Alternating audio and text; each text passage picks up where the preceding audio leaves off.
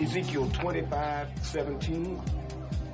The path of the righteous man is beset on all sides by the iniquities of the selfish and the tyranny of evil men. Blessed is he who in the name of charity and goodwill shepherds the weak through the valley of darkness, for he is truly his brother's keeper and the finder of lost children.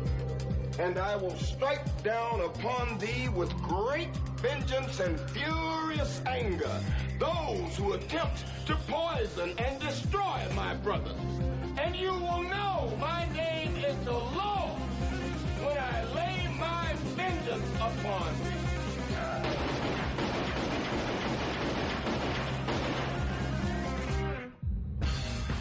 Only a Carpathian would come back to life now and choose New York. Tasty pick. Bonehead. We were every bit the force. We live, we breathe, we sweat, we paid the price to be the best.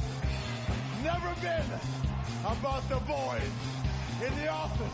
The boys that have gone out there night in, night out, doing everything they could to be the very best at what they chose to do in their life. Those boys are here tonight. Well, I must have been away too long because my feelings are dead. I feel no remorse. I only am who I am because I was born that way. I have a gift, and I am trying to not be selfish about it, but to use it. My job consists of basically masking my contempt for the assholes in charge. And at least once a day, retiring to the men's room so I can jerk off while I fantasize about a life that doesn't so closely resemble hell. It's my house, and if you don't like it, get the fuck out. Grab a dog. I choke him, and I kick the shit out of him. And I all day long, I put up a dog's ass. Just bang, bang, bang up his ass. That's my pleasure. Go back to bed, America. Your government has figured out how it all transpired. Go back to bed, America. Your government is in control again. Here you go, America. You are free to do as we tell you. You are free to do as we tell you. You are free to do as we tell you. Sometimes shit happens. Someone has to deal with it. And who are you going to call? Oh, you guys like to tell jokes and giggle and kid around, huh? Giggling like a bunch of young broads in a school bed. Well, let me tell a joke. And boom goes the dynamite. And boom goes the dynamite. And boom goes the dynamite. And boom goes the dynamite. And boom goes the dynamite. The brother's gonna work it out. The brother's gonna work it out. I grab a dog. The brother's gonna work it out. I grab a dog. The brother's gonna work it out. The brother's gonna work it out. The brother's gonna work it out. The brother's gonna work it out. The brother's gonna work it out. The brother's gonna work it out. The brother's gonna work it out. The brother's gonna work it out. The brother's gonna work it out. The brother's gonna work it out. The brother's gonna work it out. The brother's gonna work it out. The brother's gonna work it out. The brother's gonna work it out. The brother's gonna work it out. The brother's gonna work it out. The brother's gonna work it out.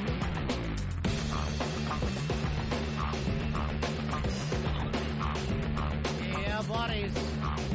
It's the Ron and Fez show.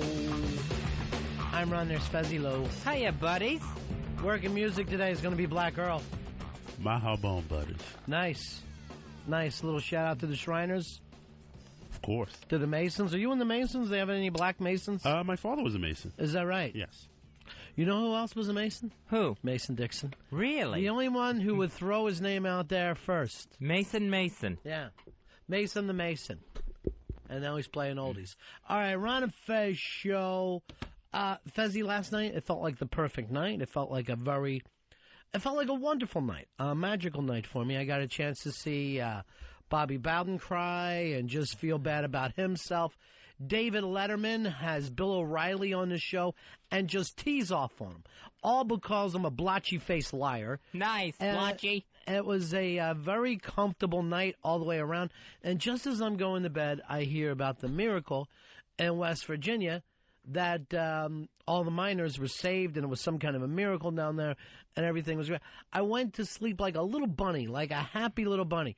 I wake up this morning, I felt like I'm kicked in the stomach because all those miners are gone. Yeah, in West Virginia, they had the story completely backwards. Originally reported 12 alive, 1 dead, 1 alive, 12 found dead. They were celebrating when I went to sleep last night. Now, I got an email from Perry that said the family started going off on the news people like 12:45 in the morning. I missed all that, of course, but just a heartbreak because it's one of those stories that you kind of tie into.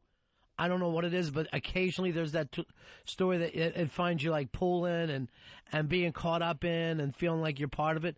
And then when it turns out awful, it's like something happened to your family. Yeah, those people in West Virginia, the families, immediately went into the church, started singing how great thou art, saying prayers, thank you for the miracle. Most of them, 12 of them, found alive, only to be told by the mine officials there was a miscommunication. What kind of miscommunication could that be? How in the world do you get that wrong? They said one of the wives went after the mining official. Yeah, I'm sure. I'm sure people went crazy. I'm surprised it was only one. But, regardless of the way you got the news, what happened.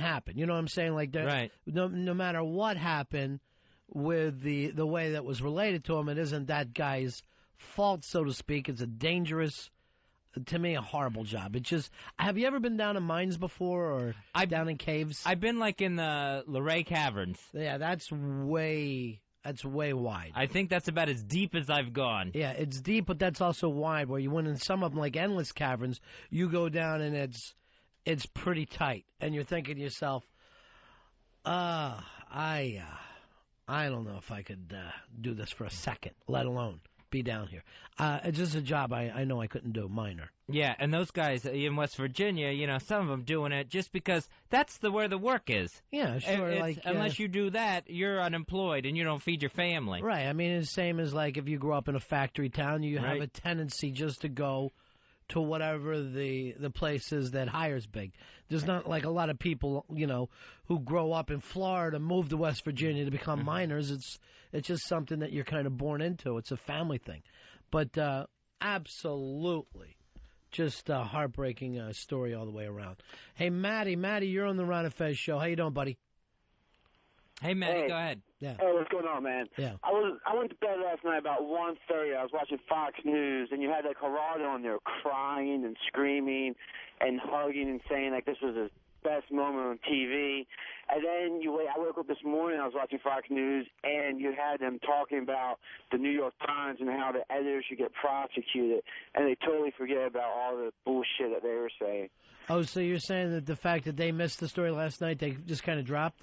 Yeah, they just kind of forgot that point, but they just would pull, Yeah, I mean, really in defense of, like, any news media, I think they were getting it from the mining officials. Right, but they got to be true to themselves, man, because they fucked up just like everyone else did. Yeah, well, we all really did believe last night that those guys were safe and you had some kind of a little miracle story. Yeah, the story I saw online was, the original miracle story was the alive miners were being rescued as we speak. They were headed towards the surface. Yeah. And so that story just obviously got bigger as it went on. Hey, Steve, you're on Ron and Fez. What's up, buddies? Hey, buddy. It's every paper that I've come across, I'm down here in Florida, has like miners saved, hallelujah, yada, yada. Oh, the people that went to press way too early? Yeah, absolutely. I mean, St. Pete Times and the Tampa Tribune are two right off the bat that I can think of that completely botched the story last night. So, I mean, not their fault, obviously. They were just misled. But I was going to touch on another thing. Fez, I'm sure you're pretty familiar with this, maybe Ron as well, all the cave diving that goes on in Florida here. Oh, man. So this is like they go down in caves underwater.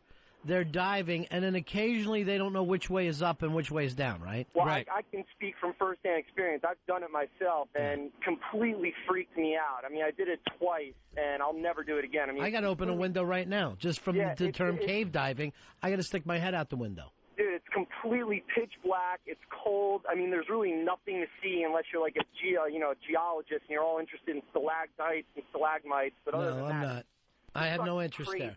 Bring them up to the surface, and then I'll look at Well, them. you can't break them off. That's the big thing about that. You're not supposed to break them off at all. But, a lot of those guys do it just for the rush of knowing that they're going up close to it. Could you work down there, Fez? There is no way. I could not do it. I couldn't possibly do it. I mean, I don't know if I had to pick a job between being down below or way up high. Well, let me say this, Fez. I think I could do my best work on the surface. If you're hiring now, keep me on the surface, and I think you're going to get a lot more out of me than if you put me way up high or way down low. We're surface dwellers. That's what we are. I think, you know what? If I had to pick, if they made me do a job like work on a skyscraper up in the air, or like changing bridge lights or something, or going in the mine. Now, do you get a belt? Oh, yeah, you get everything that you're supposed to get. Yeah. But you got to pick whether you go work in a mine shaft down 2 miles below the earth or whatever it is, or up in the air, on a girder. Mm-hmm.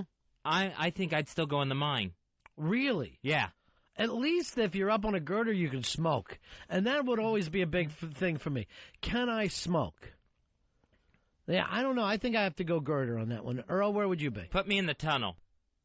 I prefer, I got to see, wide open space. I would get too claustrophobic. It's too much. I'm watching this thing. It was on the CBS Sunday morning show not too long ago. A gold mine in Canada, right? So the girl goes down. Apparently they found a new vein. It takes you 2 hours to get to where they dig. 2 hours, and you got to figure it the opposite way. I'm done work. Finally, I get out of this cramped claustrophobic space. It takes you 2 hours of total darkness and cold before you're back up on the street. You're adding 2 hours to your commute that is just inside the earth. I honestly think I would work with a Melendez before I went all the way down there. I think I'd be walking with a pole very slowly with a Melendez before I could go down that far. I would, if I was going down into the tunnels, I would just tell myself, well, at least I can't fall. I'm already under the earth. Yeah, but what can fall on you? That's the problem. See, that's the thing of knowing what those guys, I can't even say it, but knowing that you're cut off now, that's got to be a horrible, horrible feeling. I can't imagine anything worse. I know it's a weird analogy, but was it Kill Bill 1? Oh, don't start, man. Don't. I think it was 2. Where she... Do not bring it up. You know what I did when that happened, when that scene happened, when she was buried alive? Faked a piss. I said in my check, I got to take a piss. I walk out of there just to get out of that scene. I come back and, she's in China. I'm like, oh, yeah, how'd she get out? Oh, she didn't. This is a flashback. I'm like, fuck. I may have to piss again in another 15 minutes. I had such heebie-jeebies at that scene. I know. I just, ducked my head. I'm like, tell me when it's over. I remember laughing at people at Reservoir Dogs for walking out during the ear-cutting scene. Like, hey, come on, it's just a movie. But when they buried her alive, I don't even know if I can look at Mr. Blonde again after that fucking little trick he pulled. Oh, just hideous. Absolutely hideous. Here's Thunder. Thunder, you're on the Ron and Fez show. How you doing, buddy? Hey, how's it going? Cool in the gang. I'm calling because these miners have just provided more money through their deaths to their families because of all the lawsuits that are come out of it than any amount of money they could possibly have made in 2 lifetimes mining in that mine. Those guys didn't make a ton of money anyway, but by dying, all the money that they've just provided is going to set their families for life, especially living in West Virginia. But honestly say this, like if you were the wife of the kid, you would trade your husband or your dad for that? How do we know how these people actually felt? I mean, seriously? I know, but I'm saying to you and me and everybody else, if someone came and they said, it's going to cost you all the money you have, plus more, double that, to save your old man, we'd all do it. You know what? These people went into the mine knowing that it could collapse. They went into the mine knowing that 6 times in the last year there had been roof collapses. There had been all kinds of shit. And quite honestly, I'm just sick of fucking hearing about it. Straight up and down, I am sick about it. It's been 2 days. It's just annoying. Yesterday and today. Even on your show, which I actually listen to because I want to get away from the crap on regular TV and regular radio. Yeah. I'm listening to your show, and all I can hear about is, these poor miners. Well, you know what you got to do is fucking put some headphones on and get away from it all. Put some headphones on, put on a porno, and sit and jerk off. Screw You know, them. I mean, they knew what the risk was. Right. People who know what the risk is, I don't see the point in doing all of the mourning. And in a week from now, we're going to have to see all their stupid. So, like, if a plane fucking crashes, you're like, fuck those people. They know they got into a plane. If a plane crashes, they were paying money to travel. Right. They knew that. So there you was a never, risk that they you would never die, want to and hear anything. I would say, you know what? That's sad, but now let's move on. Right. Well, why don't you fucking move on? Seriously, just fucking move on. To what? To whatever whatever you want to fucking do. But I mean, to fucking say to the fact that fuck these guys, you know, this is better off for them. It's just fucking ridiculous. There is some sort of humanity left on the planet. Some sort of humanity. I know that it's fun to watch cartoons and you never want to hear anything fucking bad. It's like we brought up yesterday with Dick Clark, with people going, oh, I don't want to see that shit. That is also part of life. You know what I mean? We are connected to each other, whether you like it or not. You're not in some fucking cotton palace where nothing ever happens, there's no danger, and nothing ever goes wrong. Here's Richard. Richard, you're on Ron and Fez.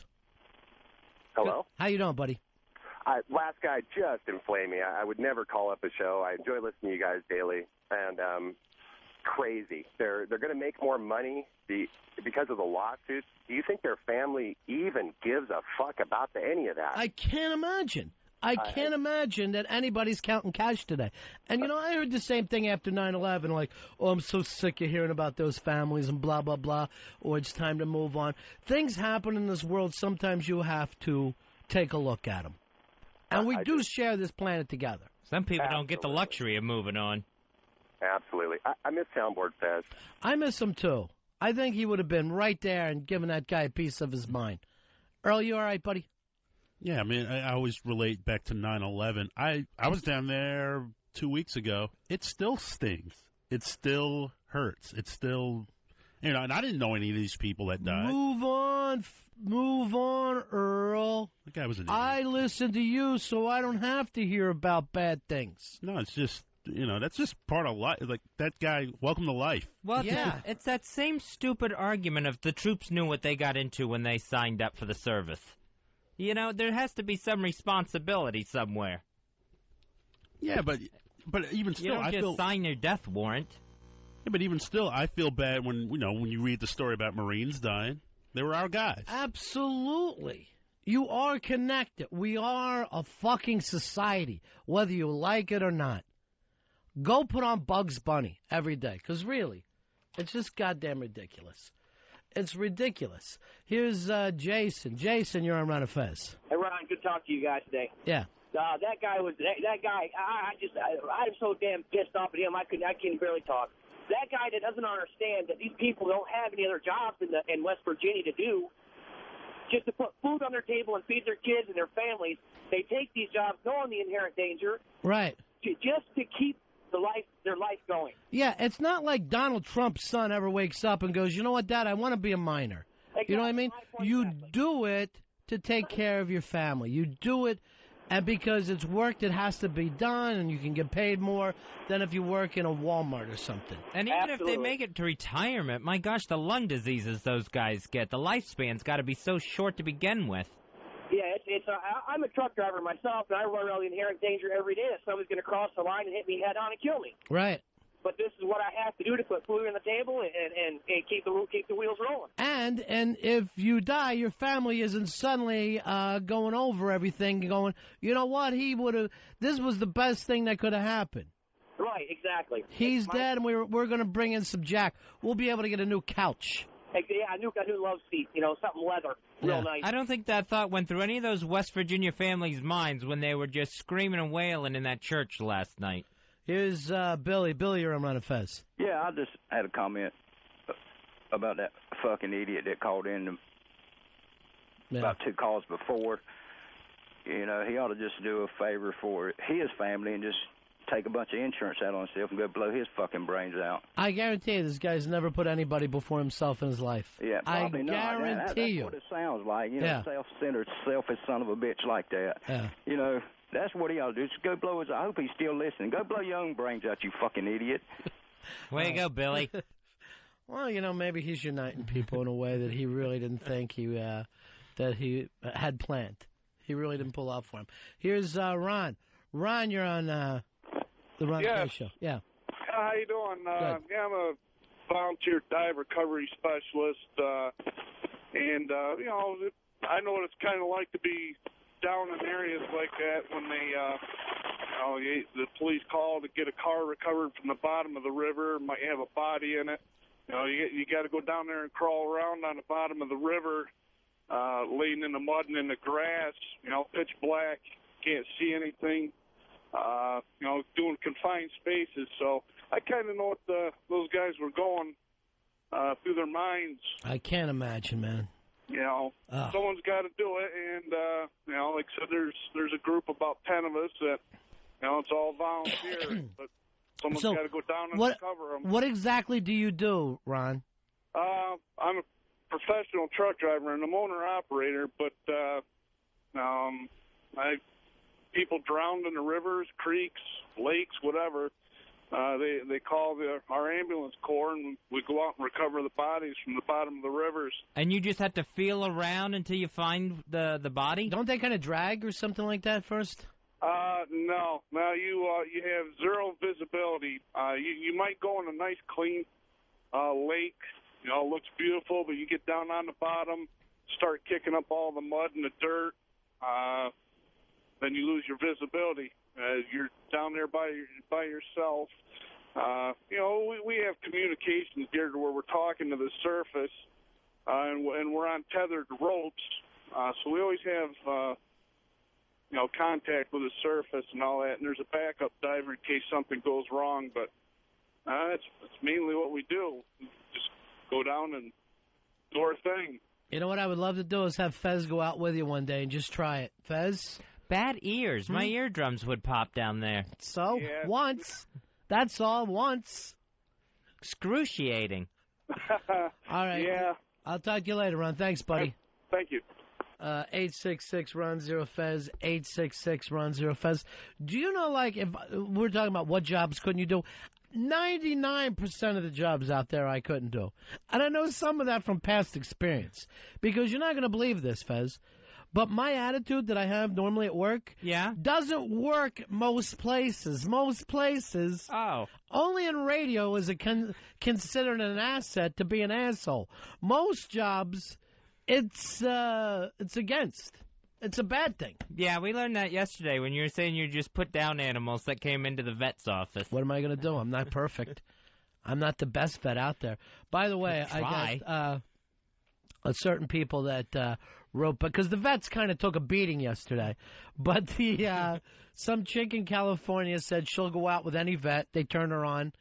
And Jenny Q, who is let's face it, a human hater, much more on the vet side. Most of the time when you find people who like vets more than doctors, it's because they like animals more than humans. Oh, yeah, they're top of the food chain. No, I don't want to talk to Thunder again. He had his little opportunity. He froze up. I'm not going to turn this into the Thunder show. Let him fucking go watch a cartoon.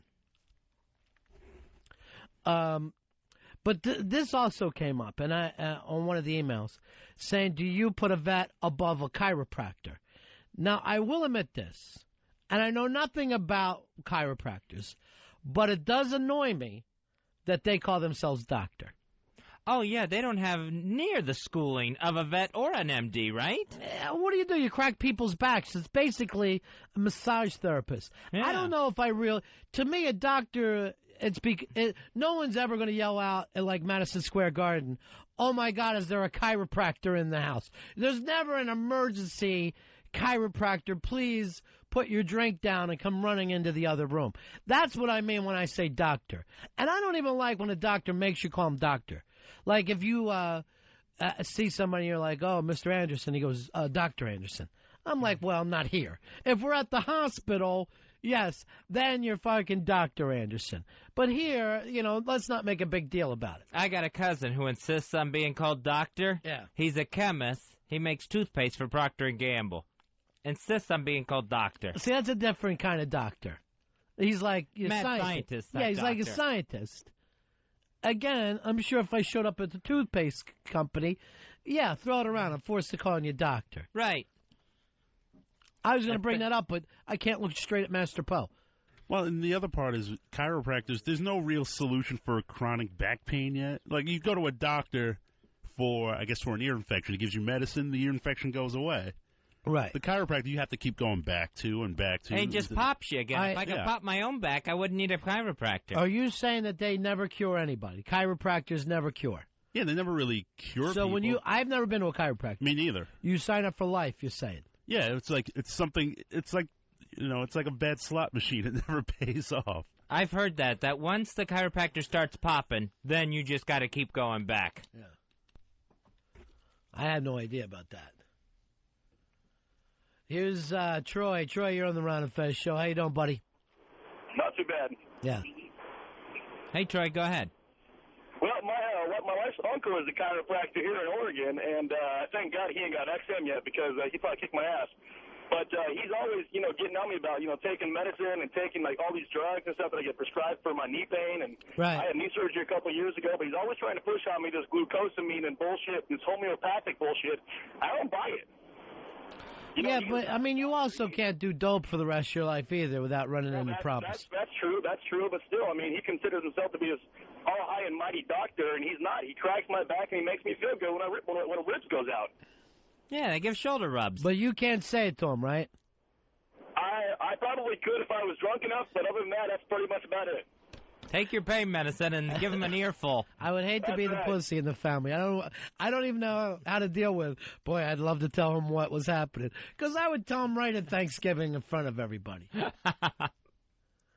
Hey, Jimmy, you're on Ron and Fez.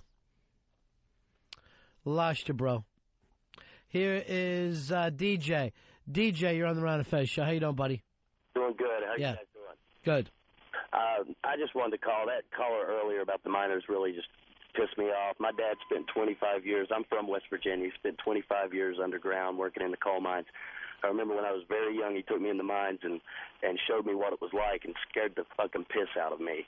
And he did that for a reason. So I'd go to college, get an education, and I still live in West Virginia. I use my degree in West Virginia. But a lot of people have to do this. They make $50,000, $60,000, $70,000 a year, and that's a lot of money. People talk about, well, that's a lot of money in West Virginia. That's a good job for 90% of Americans. And, they do know the risks. My dad knew the risks every day. But to say their lives are just expendable, that just pisses me off. Yeah, I mean, everybody, let's face it, we all risk our life to some extent. And if you're in certain jobs, you risk them. You risk your life every day you leave the house. But certain jobs, whether you're a cop, a miner, believe it or not, Fez, I found this out from Billy Staples. I didn't know a garbage man is at risk. A lot of different factory jobs, you're at risk. So you get a little more money to do that.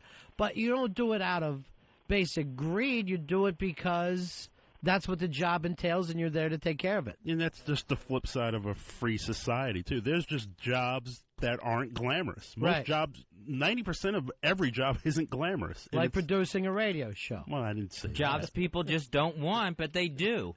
Yeah, I mean, who wants to haul garbage? But it has to be done. No, absolutely. Look, the garbage guys go on strike for 2 days. And fucking New York City is in major, major problems. It would be packed up higher than the buildings. Yeah. No, I remember when I was a kid, the last big garbage strike. It was in the middle of the summer when they had the garbage strike. And I'll tell you something. I'll tell you something right now, and it always annoys me, is that the guys at the top, they have a tendency to go, well, that's part of the risk, and not give a shit. I mean, we were talking about this with the transit workers the other day. These guys, they're down in the tunnels every day. They're doing, it's dangerous down there. And yet, I see this Pataki just say, oh, yeah, well, we've got an extra $2 billion for the state. Nobody goes out of their way to throw it back to those guys. Yeah, I mean, especially the transit workers, do yourself a favor. Late at night, stand on a subway platform and look at the tracks and see what is on the tracks. And there are guys who work those tracks every single night, 8, 9, 10, sometimes 12 hours a day. They're working them. Trains are coming back and forth. I mean, hoping that the lantern's working so that the right whistle goes off. Checking switches, and all the time there's rats the size of your arm There's our garbage that we throw on the tracks. The weird thing is, Earl, you've got arms the size of a rat. I don't know how you've worked that out, but it's just the opposite. Do something about those nails. Well, sorry. That's okay. Here is KC. KC, you're on the Ron and Fez show. Hey, guys. I just want to call in and say, talk about chiropractors. I stand by those guys. I mean, I've had a couple, and there are some that just go in there and they crack your bones and they charge you their fee. But they're, I mean, if you get a good one, it's just like any other type of treatment. You go, it's like physical therapy. It's not you go in one time. And Right. It's got to take place over time. It does. And I separated my back when I was a teenager. Went to the doctor, and the doctors wanted to do back surgery on a 13-year-old kid. And my mom was like, no. So she took me to her chiropractor, whom she'd be going to, and he reset my back. And you're fine now? I'm fine. I mean, I still have osteoarthritis, but that's just a biological condition that, it's eventually going to catch up with me. Yeah. But, I mean, a chiropractor kept me from, being laid up in back surgery as a teenager. All right, so there you go, Fez. While you're putting them down, making things happen out there. I've done the massage therapy stuff. I thought it was great, but I'm not into having my neck popped. I don't know. I just don't want my neck popped. I can do it myself. Here is Patrick. Patrick, you're on Ron and Fez. Hey, guys, what's going on, man? Yeah. Hey, listen, that whole thing with those guys, I don't even know if that was a union friggin' minor job. I didn't know they didn't have union jobs anymore. I mean, this place, they had 42 violations last month, just 3 weeks ago. They had 42 violations for explosive, not material, but I guess it was gases or whatever. The mine was just run horribly. And then these guys, a month later, what happens? It friggin' blows up and all those guys are dead. They don't give a they don't give a damn about these guys. I mean, Jesus, how many, it couldn't have been a union shop, but they were saying the guys were afraid to speak up and stuff. I mean, if it was a union job, at least they would have, if it's unsafe, then that's the one thing a union does. I mean, they bitch and moan and complain about how bad unions are, but, I mean, it keeps you safe, Right. Well, everyone knows it's a risky job, but the risk should be as minimal as possible. Yeah, I mean, these guys just got hosed. I mean, this is the worst thing. And stuff like this happens in China, where we hear about 100 guys die and stuff over there because they don't have anybody looking out for them. But it shouldn't happen here. I mean, yeah, they're not getting paid enough. Super. All right, see you later, man. He was all fired up and he ran out on it. I don't know all the history of it. I'm going to tell you the truth. I was following the story, but I wasn't obsessed with it. Then when I saw it was okay, I'm breathing this sigh of relief, oh, now I'm interested. You know what I mean? Because I was trying to protect myself from the feeling I had this morning of just, it's devastating when you see something like this happen. And last night when I went to bed, I'm oh my God, this is great. I'm all cheering with everybody else. That last miner story, I got sucked into that with the Pennsylvania miners. Yeah. That one ended nicely, thank God. I know. I don't know what it is, any of those things. I just... it's almost like the 1930s where you're sitting around your radio, but a lot of times these stories end like they did this time. Just really sad, just crushing thing. Dennis, you're on Ron and Fez. Morning. Hey, buddy. Well, I just want to call in. First, I want to thank you guys for not making light of this situation. A lot of the talk shows they'll try to make fun of it. You're doing a good thing here. Well, Fez is a shock jock, but I lean back. What Fez tries to do is get in your face. Right. Make you think, Dennis. I've gained that. Let's see. I'm from West Virginia. I live about 50 miles from where this explosion happened. I'm a truck driver. I'm out in Seattle right now. But my father just retired from coal mines last month, and he was calling me all night long. It still shakes him up thinking about it. Yeah. And he's told me some stories, working in the mines, they've had rocks fall 2 feet away from his house that are the size of a Volkswagen Beetle.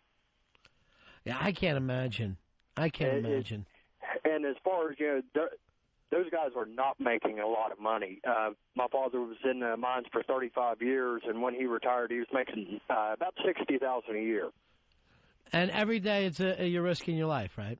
Every day. Yeah. Life insurance, he couldn't buy commercial life insurance. Nobody would cover him. It just wasn't worth the risk. That's weird. Right. It's not worth the risk for their money, but it's worth the risk for his life, That's it. All right, thank you, my friend. Thank you, guys. Take care. 866-RON-0-FEZ, 866-RON-0-FEZ. Fezzy, you got to lean back some of the time with some of the shock jockness that you get into. Yeah, I got to take it easy. Some of the people can't take it. You shock me. I never know what's going to come out. I never know what shocking thing that you're going to say next. I'll turn the tables on people is what I'll do. I know. The other day when you were screaming that the Pope had a funny hat, I was taken aback. I was taken aback by that, Fez. Stay tuned later on for my rant. Osama, he ain't so bad. Well, you know, a lot of times you start talking about your bathroom habits, and I just have to walk away. I don't want to hear about it. Yeah, I'll put it in a Godiva box. See who bites. See, I don't go for that shock. It shocks me too much. It's just too damn shocking. You know, I was jerking off the other day. Stop it, Fez. I don't need that. You're too close to the edge. Pull back a little bit. It's my style, Ronnie. I gotta be on the edge. Hand me that envelope. I want to push it. No. Don't push the envelope. Just put the envelope down in the middle of the road. Come over here in the middle of the road where I am. That envelope needs a pushing. Anthony, you're on Ron and Fez. Hey, guys. What's up, buddy? Yeah, buddy. I wanted to call out Earl because he said this morning that his father was a Mason. Yeah. And there's no way his father could have been a Mason because his father, of course, being black, they're not called Masons. There was something called the Prince Hall Mason. Is that it, Earl? Is that what you... I remember my father, I think he still has his Mason ring. Because you can't be a Catholic and be a Mason either, I don't think. Then you got to be a Knights of Columbus. I think they said like John Kennedy was the only president who wasn't a Mason. And what did they do to him? Fucking put one in the back of his head. Yeah, his father would have been maybe a Prince Hall Mason, which was, you know, it was... Your dad was a temptation, Earl. Which they were great. My girl. Thank you. Maybe your dad was a pimp. Because pimping ain't easy, Earl. I've learned that before. Hey, speaking of which, did you get that audio somebody sent me? I guess it was on ronfez.net of the New Age Outlaws ripping Triple H. I love that. Badass Billy Gunn just calling Triple H every name under the book. Under the book? In the book, under the sun. Wow, you are on the edge. I'm switching up my metaphors. Yeah, just really going off on him. I don't know what exactly Triple H did to him. Sounds like he ran and told Vince they were doing drugs in the locker room. I don't know either. A lot of those guys have a tendency to become big crybabies after they don't make it. You know what I mean? It's everybody's fault but their own. But according to Billy Gunn, if he passes Triple H in the airport, he's punching him right in his big fat nose. Well, you don't take planes anymore, Billy. You're fucking taking Greyhounds from one gig to the next. Hey, Ricky, you're on Ron and Fez. Hey, what's up, Ronnie? Hey, buddy. Hi, Feztonio. Hey, Ricky. I miss Festonia. I don't. Yeah, dude, back in high school, I had a bad knee injury. And it was actually during weightlifting comps, and I was going to a chiropractor, and they were saying it was because my back was misaligned, and they were putting these fucking sensors on my knee and just shocking the shit out of it. And I went to them for like 2 months. The only thing I got out of it, I could pop my own neck now. That's it? About it. That's it. They didn't do a goddamn thing. It's fucking 5-6 years later, I still have the knee pain. And they're like, oh, you're double jointed. I'm like, well, thanks, assholes. You guys didn't do a goddamn thing. You know, there is nothing worse than constant pain. When people go like, you ever been to the hospital, like your friend's been in a car accident, and like he's like in that semi-coma, and you're out with the family, and somebody will always say, you know, this is the real pain, is the mental thing that you go from that. No, nothing is fucking worse than physical pain. Physical pain is at the top of any kind of pain. Mourning, depression, whatever nothing is worse than constant physical pain. Oh, and nothing comes close. And just the moaning that'll go with it. Yeah. There's nothing you can do. There's no comfortable position. Yeah. No sound you can make to relieve it. Particularly like with a back pain. You can't stand up. You can't sit down. You can't lay down. You can't do a damn thing. Here is Bill. Bill, you're on the Ron and Fez show. How you doing, buddy? Hey, how are you? Yeah. Yeah, listen, I'm a Mason. You can be black and you can be a Mason. And there's also a thing called Prince Hall Masons, and they were formed in the 18th century in Boston. But and that's a group unto itself. But you can, yes, be black. You can be Catholic. You can be Jewish. It's open to all men of free. Right now, I'm 33 degree, and I can't even believe I made it that high. That is up there. And I'm dying to tell you some things, Fezzy, but I can't. Oh, let me in on a few. I can't tell you these secrets. I'm sworn not to tell. I won't go on the air with it. I won't jock it up. I can't trust you. Write it down. I belong to a brotherhood that goes all the way back to the times of the Egyptians. Tell Earl's dad, and then I'll get Earl to tell me. Earl's dad knows he gets a phone call late at night. He's got to be able to do whatever it says. He's got to help me get rid of a body at this point right now. That's the fraternity. Yeah, whatever you're going to do. You got to put it in the trunk of a tiny parade car. Yeah. Hey, Tippy, you're on Ron and Fez. Hey, I just want to say it's pretty sad what happened in West Virginia, but you guys are right. There's risk with any job, and the best example is Fezzy. I mean, I hold my breath every morning when I listen to you guys because I think he can just plop face first into the town console. Mm-hmm. I mean, he's put his life on the line. He had a heart attack for the sake of radio. Well, I would say this. Example. Only 2 people came back from a heart attack after 2 weeks, and that's Fez and Ditka. And right now I consider Fez the Ditka of radio. I really got to grow in the thick mustache. You should. Just Dicka it up. And wear that big stupid Bears shirt that looks like an infant should wear it. That sweater. A nice Bears vest. I never understood that look that he had going. It looked like a 3rd grader on his first day of school. Or a 1st grader on his 3rd day of school. Looked like a middle-aged Charlie Brown. Yeah, he did. With that Eddie It was a Charlie Brown look that he had. And his Eddie Munster hairdo all slicked back. Ready for picture day. The Bears. How the Bears going to do in the playoffs, Fez? They'll go out in the first round. You think so? Yeah, I think Their so. first game? Yep. Yeah, their first round, which would be the second round of the playoffs. Right. Now, I know you've got the big bet going on right now. Skins against the Bucks. Earl, what are the rules of this bet? It's Fez Tonio right now, our own Fez Tonio, who, let's face it, you lost your hair, Fez, but again refused to shave it. So you've doubled or nothing, and Earl is going to give us the rules. Earl, as the son of a Freemason, you are the only person here that is allowed to give out the rules. Bucks win. Fez does not shave his head. Right. Elfish shaves his head. Right.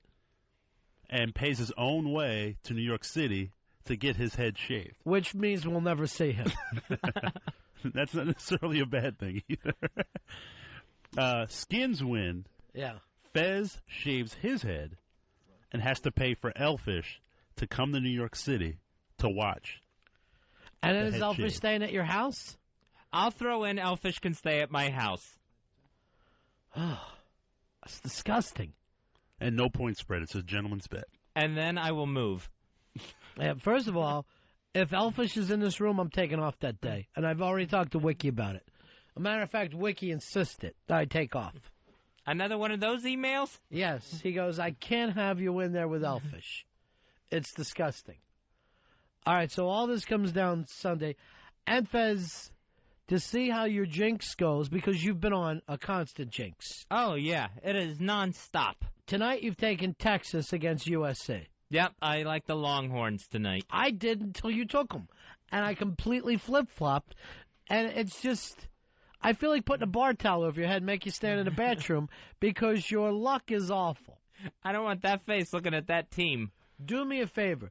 Do not watch that game tonight. I gotta watch it. It's the national championship. I know, but I want the game to be on its own merits.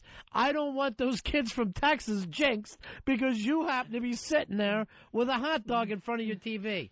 I'm sorry, with a boneless, skinless chicken. It's all I can have. We went out for lunch yesterday, and you had a dry salad. Yeah, half of a dry side salad. Blech. I do what I gotta do. Oh. Me and some redheaded kid were down at burgers one after another. Earl, I noticed. Earl, you went for chicken fingers in a way of breaking a stereotype. Thank you. And some lime green Jell-O. Here's Tony. Tony, you're on Ron and Fez. Good morning, gentlemen. Hey, Fezzy, how you doing, buddy? Good, Tony. What can we do for you today? Hey, I just wanted to call and say I've got some family members that were coal miners all their life. Still got a brother-in-law that is a coal miner down around the Beckley, West Virginia, Raleigh County area.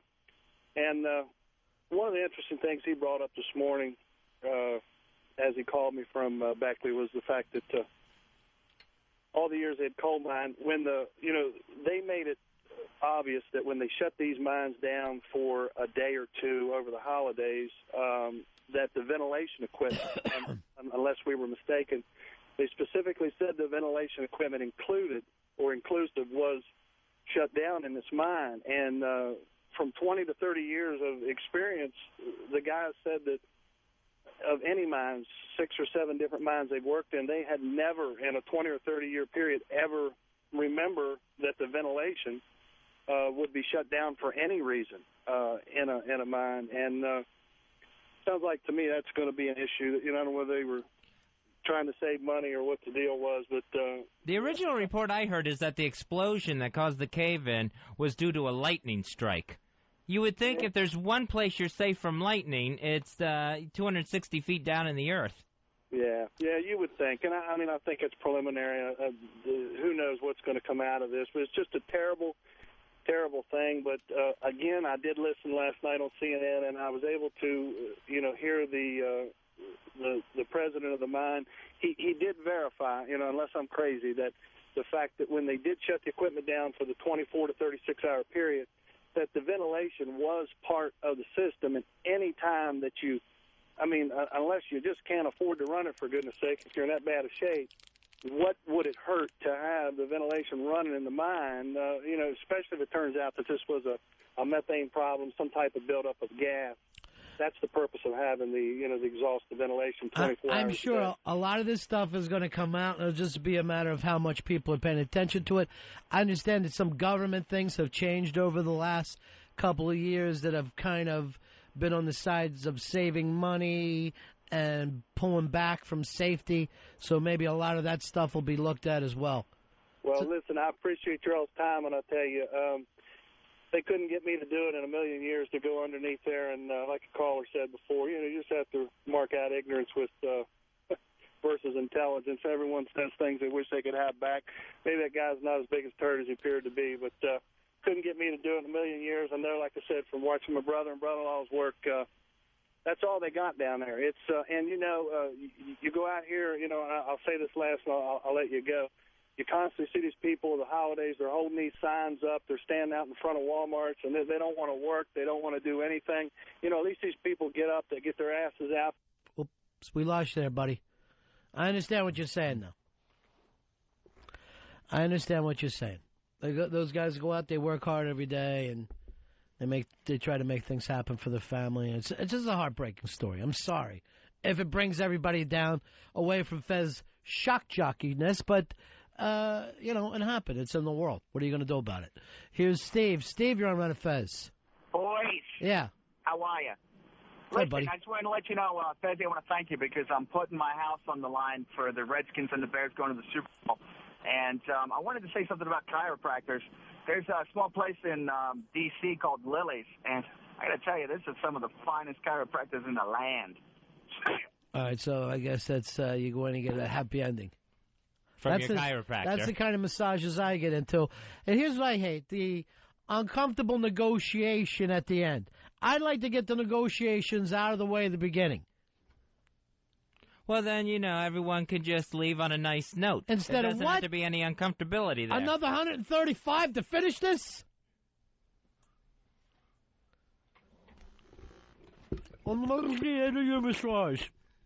Oh, good. Thank you. Now get out. I don't even want to look at you. This whole thing disgusts me. Get out. I work here. Go. Animal. Jim, you're on the Ron and Fez show. How are you? Jim, go ahead, buddy. Hey, how's it going? Yeah. You know that guy that called up and he was talking about how the families are going to clean up on this. Yeah. He's wrong, okay? I've been doing this for 21 years. I've been working in mines. The law reads it has been changed. They will only get the earnings of what the husband would bring in. Like, say he was 62 years old. Right.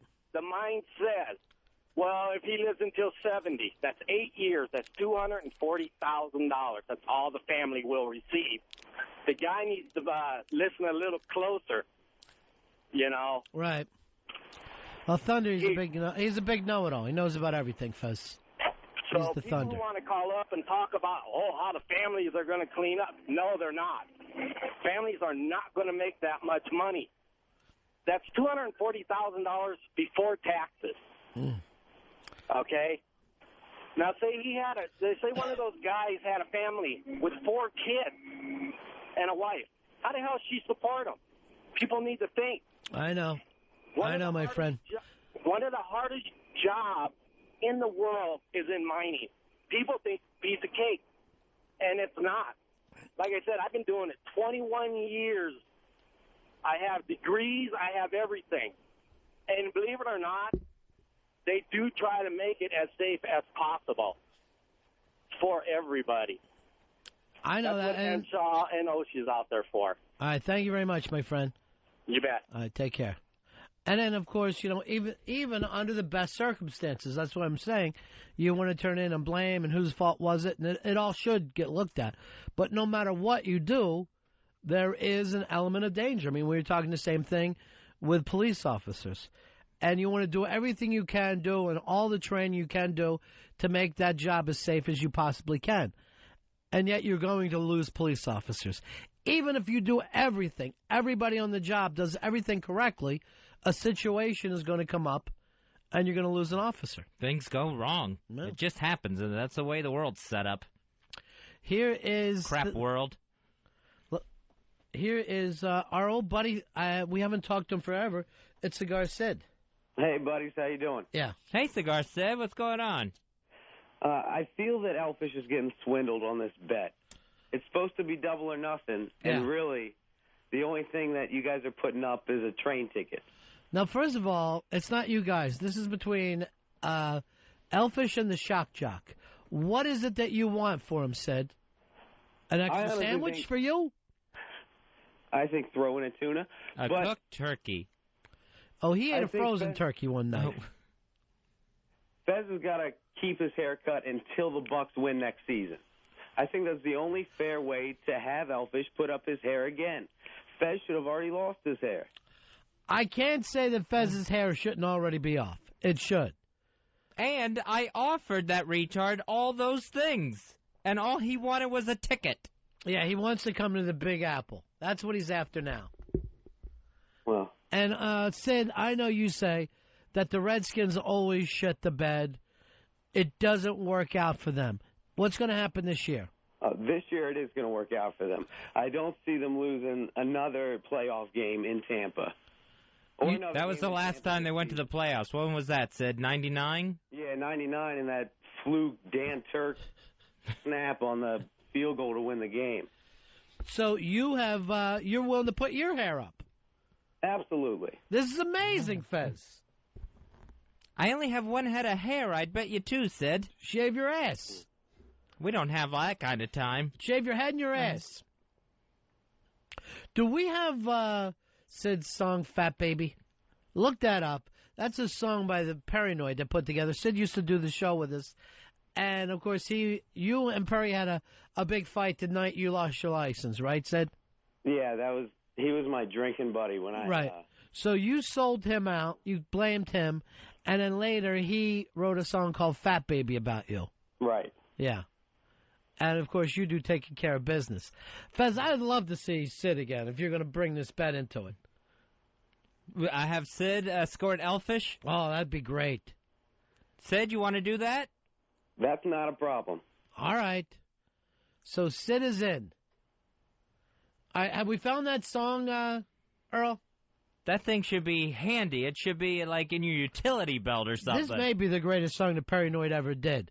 You can always check CosmicCircus.com, too. All All right, hold on for a second, Sid. I want to come back to you. And play the filthy version if you're getting it off of the CosmicCircus.com. Yeah, I don't know whether we have ever played the filthy version on the air. Never. Yeah. Here is John. John, you're on the Ron and Fez show. How you doing, buddy? John, go ahead, pal.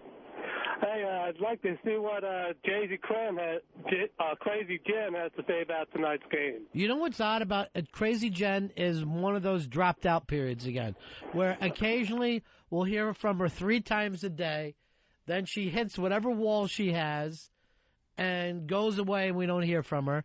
And then later, hey, Ron fans, you know what I want to do? Be your producer. And then she'll get all hyped up, acting like she wants to break into the radio business, or she wants to get on a reality show, or become a stand-up comic, whatever the recent fantasy is. She doesn't realize that most of those jobs are every day. Yeah. That you really can't have a month-long drop out of society and keep those gigs. I don't know what happens to her when she turns dark like that. I don't know whether she's on some bank robbing spree. It's some kind of a crazy gig. Have we found that song yet? No, Harry's out in the office looking for it. This is the first time I've never heard the song. It's probably next to the umbrellas. It's the greatest song because Perry was mad at him. Is he checking on CosmicCircus.com? He's checking the CD stack that we have and also on Cosmic Circus. Yeah. Check that first. Or check with the real producer of the show, Mikey Boy, who seems to know how to find everything that never even matters to Harry. Right there at a moment's notice. Yeah. He's a click away, that Mikey Boy, at all times. All right, now we do have the piece of the New Age Outlaws going off on Triple H. Yes, we do.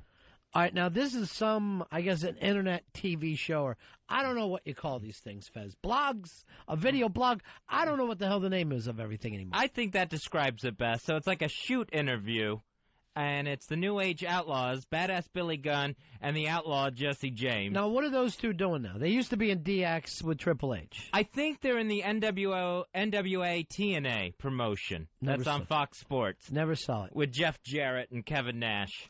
All right, so... Yeah, they also have a show on. They were pretty much replaced the Raw slot on Spike TV too. I didn't know that. All right, so they're making a comeback with this thing. Yeah, a slight comeback.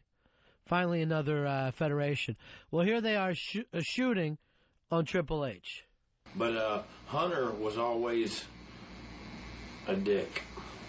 Can I say that? Oh yeah.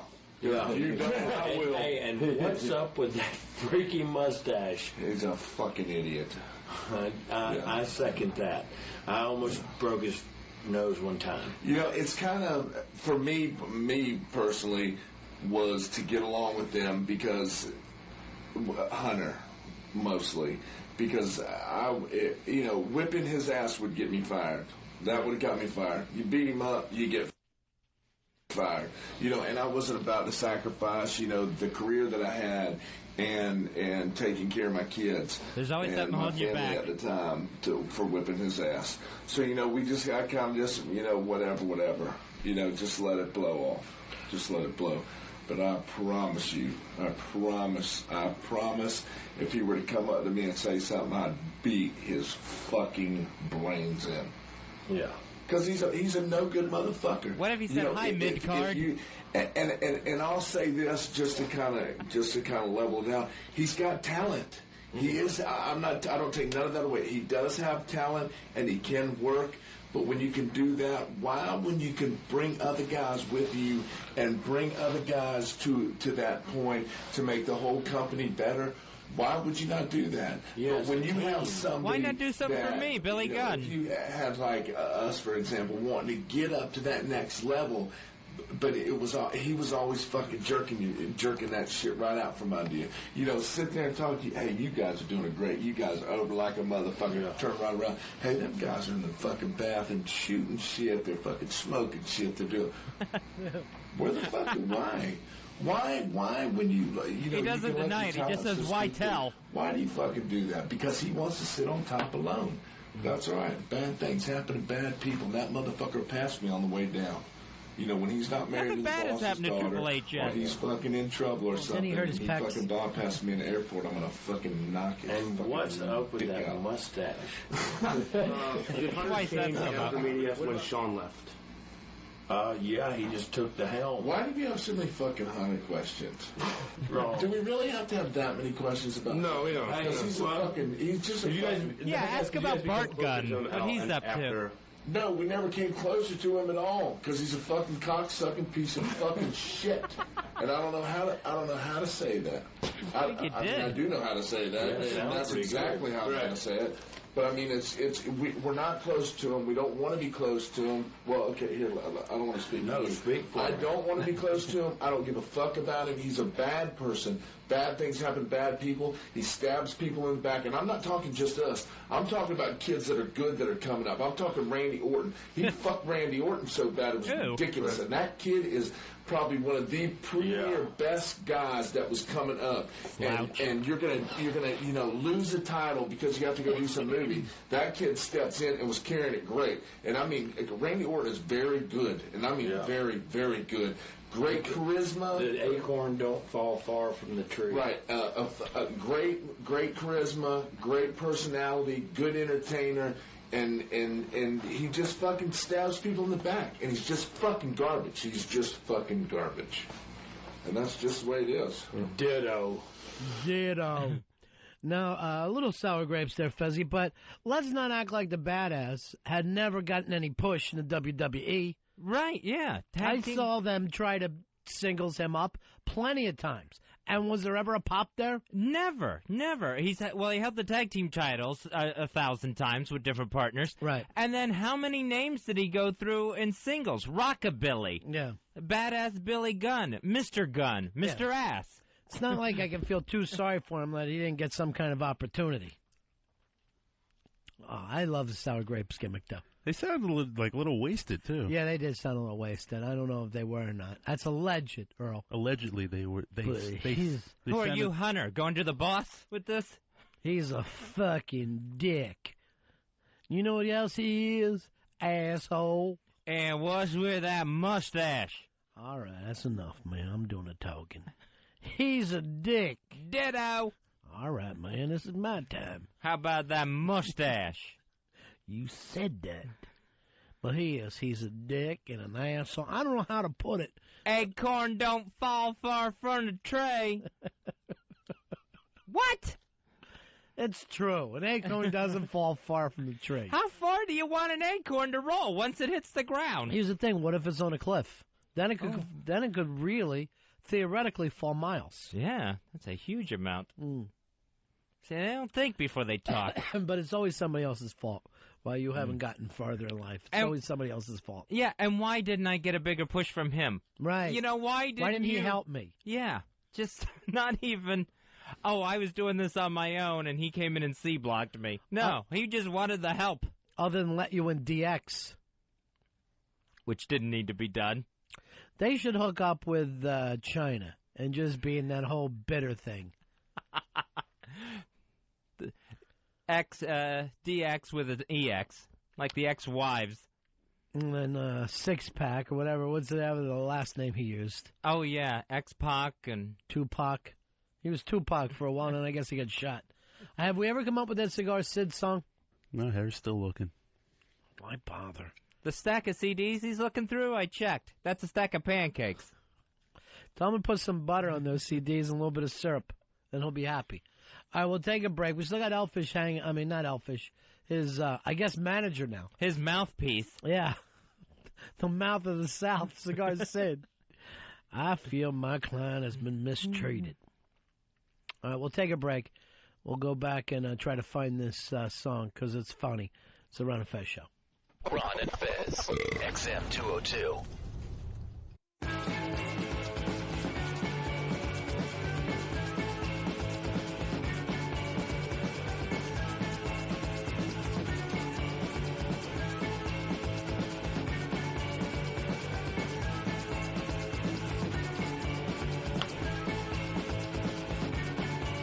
Yeah, Ron and Fez Show. As we're also known, the Tattooed Love Boys.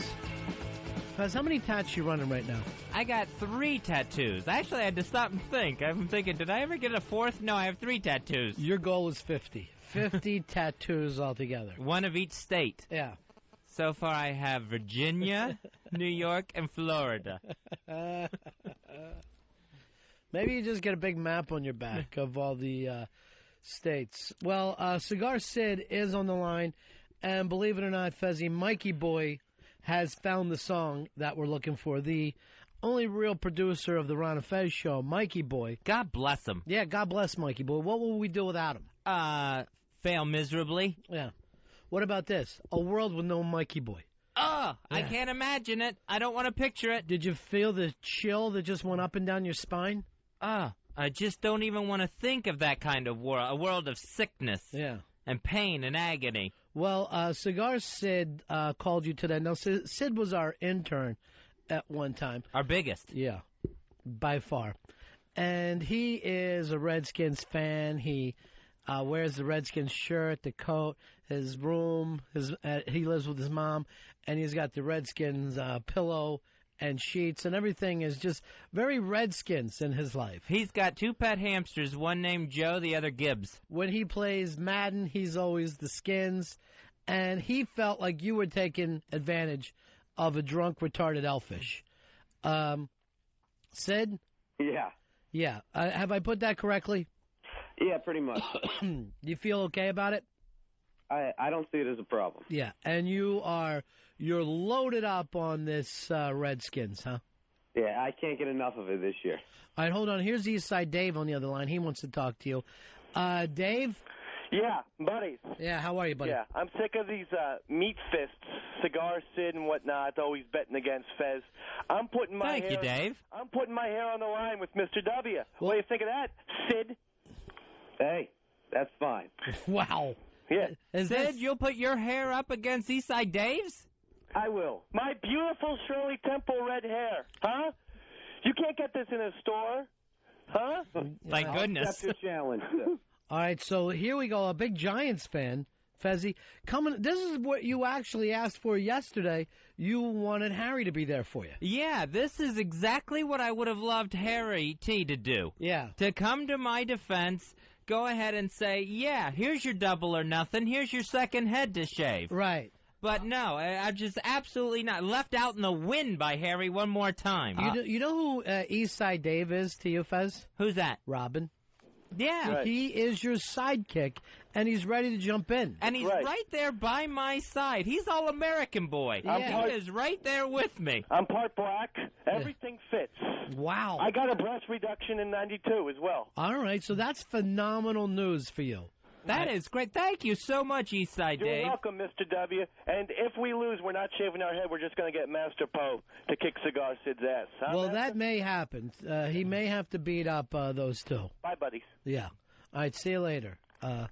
Well, you heard it here, Sid. You heard it all come down today. You're involved in this now. You shot off your pie hole, and what happened? I feel fully confident in winning this bet. You know why? Because the problem with you right now is you would pick the Skins over the Red Chinese. You just there's nothing but a homer's love.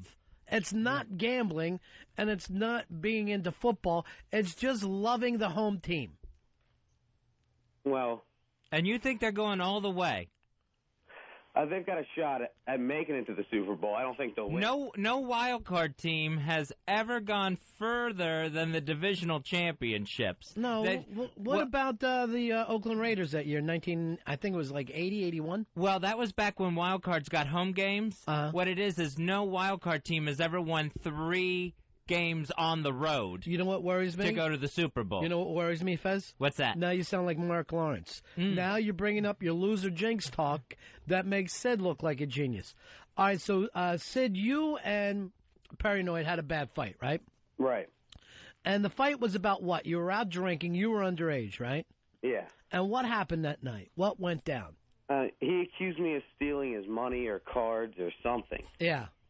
And then I ended up having to leave the area and got arrested driving away. No, you driving away, you were on heading the wrong way on wrong side of the road. Wrong side of the road, one way. He's driving as fast as he can. I believe on a 6-lane highway. So you came back and told us that story and that you got punched by Perry, and we were upset about it.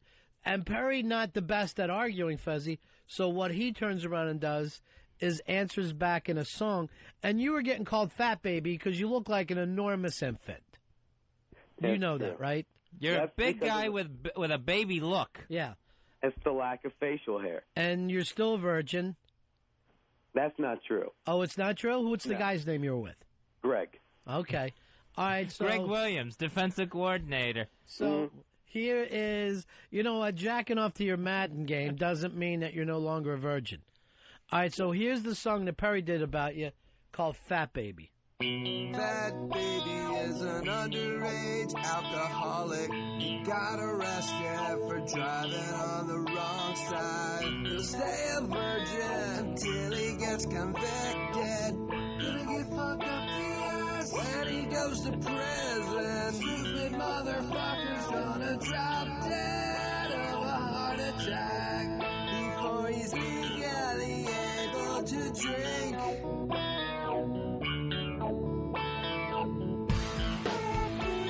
So ugly he makes people sick. His sloppy belly hangs over his dick. He smells like hot sauce and pork. He'll be buried with a fork in his ass and a stain on his shirt. Even his mommy and daddy think he's a jerk. They kicked him out of the house 'cause he can't hold a job. Can't drive a car. He's a pathetic, retarded slob. Fat Baby is an underage alcoholic. Fat Baby, Fat Baby. Fat Baby is an underage alcoholic. Fat Baby, Fat Baby.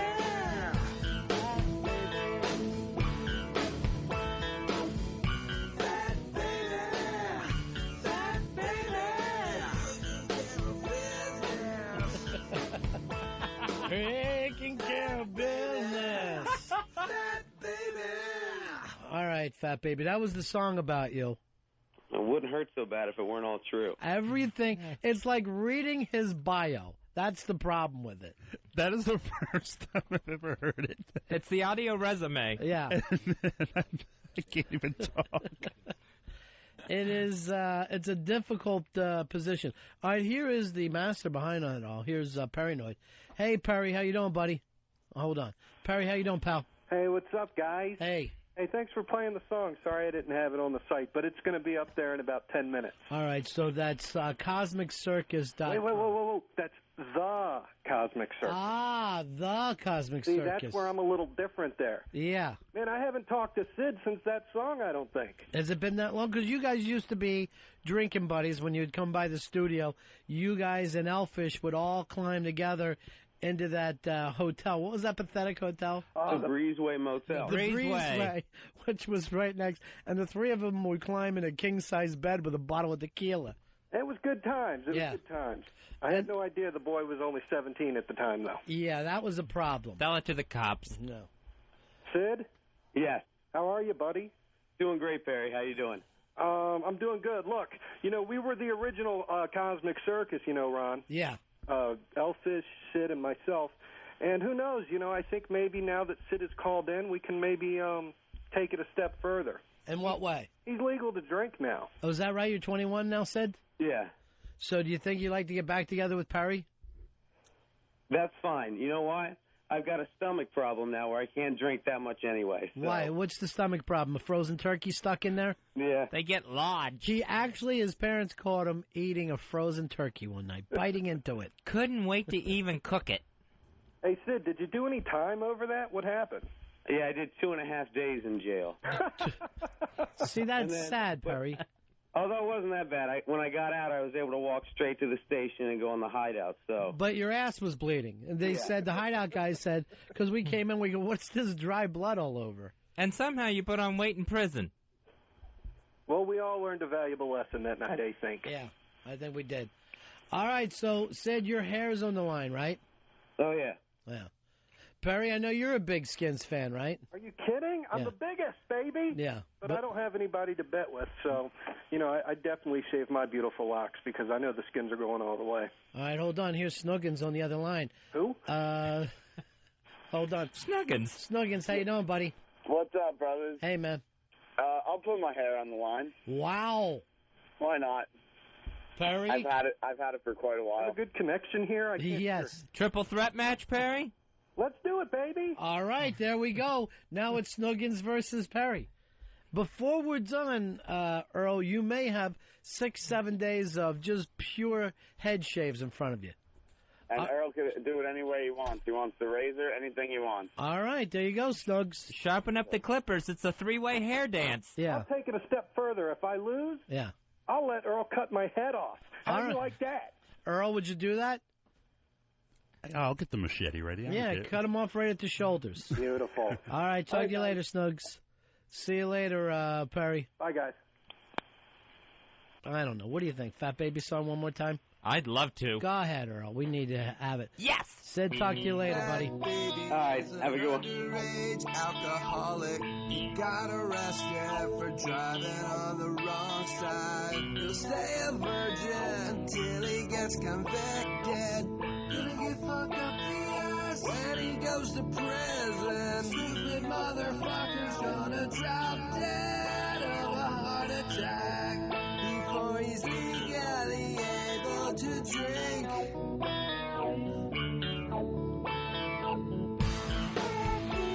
So ugly he makes people sick. His sloppy belly hangs over his dick. He smells like hot sauce and pork. He'll be buried with a fork in his hand, a stain on his shirt.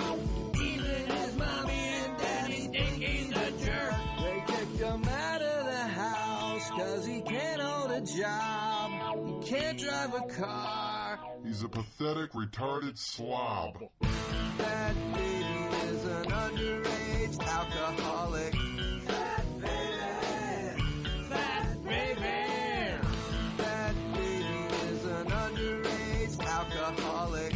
Fat baby, fat baby.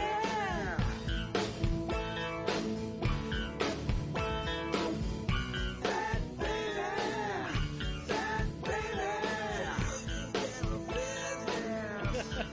That's my favorite part. Yeah, sure. Well, when we get Cigar Sid back, we'll have him sing "Taking Care of Business" on the air because the kid is a phenom. Now, I put "Fat Baby" up there with "Fatty Pneumonia" as some of the best fat songs that Paranoid has ever done. That's his topic. Yeah. That's his venue. Hey, Greg, you're on Ron and Fez. Hey, how you doing, guys? Yeah. I just wanted to say first, it's great. I'm from the Baltimore, D.C. area. We love hearing you back on the radio. Thanks, man. Fez, you're wrong. I'm almost positive you're wrong. Didn't the Ravens win the Super Bowl as a wild card team? Were they a wild card team that year, Fez? They were a wild card team, but I think that was before they went to 4 divisions in each conference. So I think they had a home game. All right, let me check with Randy. Randy, you're on Ron and Fez. Yeah, the Baltimore Ravens, they did win in 2000 against the Giants. Did they have a home game? No, they didn't. All right. Fez has adjusted his thing to you've got to have a home game, not... Yeah, 3 wild card teams have gone all the way. Mm-hmm. But no team has won all their games on the road to go to the Super Bowl. Never happened before. Never happened. I think the Raiders won all their games on the road in '80. I really wish Fez wouldn't bring up his football knowledge because it just turns into a clusterfuck of no, that didn't happen or yes, it did. This has been a bad year for you, Fez. You don't know football. And it's only the 4th. Yeah. No, I mean last year. It's bleeding through. This football season. I don't expect a good 2006 at all. Hey, Mike, you're on Ron and Fez. Hey, I wanted to thank Fezzy for picking Georgia over West Virginia. Yeah. Hey, well, that was a big surprise, wasn't it? Yeah, always. Did you watch the game? No, that one I missed. Oh, West Virginia, the first 4 possessions they scored, they just romped them bad. West Virginia needed some good news this week. Yeah, we lost some minors. You know, our headline, I picked up the paper this morning, and the headline said, 12 minors survive. I mean, huge, Dewey beats Truman type. Yeah, it was. And then I turned the radio on, and they said 12 minors were dead. So it was really a sad thing. It was kind kind of a false sense of security. A bad way to start the new year, but go Mountaineers, right? All right, thank you very much. I don't know if that makes up, Fez. I know some of you football guys have a tendency to think that a win somehow, like the guy from Wisconsin said, it's just so great to bring pride back to Wisconsin. I mean, the state has its own stuff other than college football. A quick correction on the Raiders. They won a home game. There you go. Thank you, Earl. They won a home game over Houston. Yeah. Then they had road victories over Cleveland and San Diego. All right, so here's what Fez was trying to say. It's not so much a wild card team has never won at all, which was your initial statement. You're saying no team has won everything on the road. Right. Whether it was wild card, doesn't matter. Whatever, yeah. That's his statement. Taylor, you're on Ron and Fez. Hey, I just think, we've had plenty of paranoid today. I really think we need to hear Fatty Pneumonia just to round things out nicely. I don't think we've heard fatty pneumonia since the heart attack. We've kind of taken that on the back burner because suddenly it didn't make us laugh as much as it did pre-heart attack. When the sickness just really set in adulthood.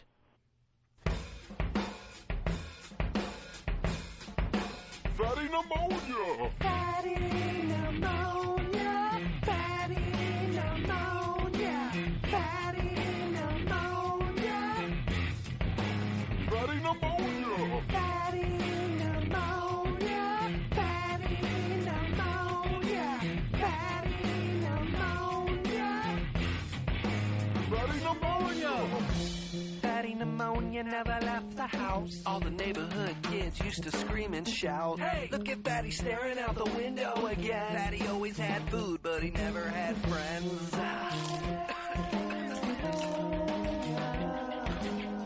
Mama never let him out. Mama never let him out. Mama never let him out. Mama never let him out. Mama never let him out. Mama never let him out. Mama never let him out. Mama never let him out. Mama never let him out. Mama never let him out. Mama never let him out. Mama never let him out. He was always too sick to go out and play. Fatty pneumonia! One day, Fatty made love to a cupcake. Fatty pneumonia! One day, Fatty made love to a cupcake. Fatty pneumonia! Fatty made love to a cupcake. Fatty pneumonia! Fatty made love to a cupcake.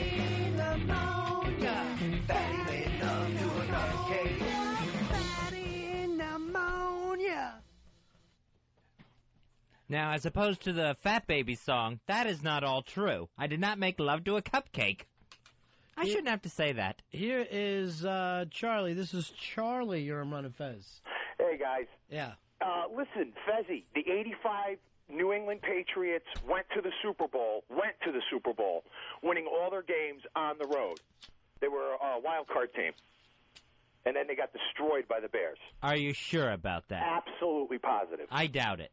Well, it's true. Look it up. I double-checked it before I called on the Internet. All right, Charlie. Thank you, buddy. Peace.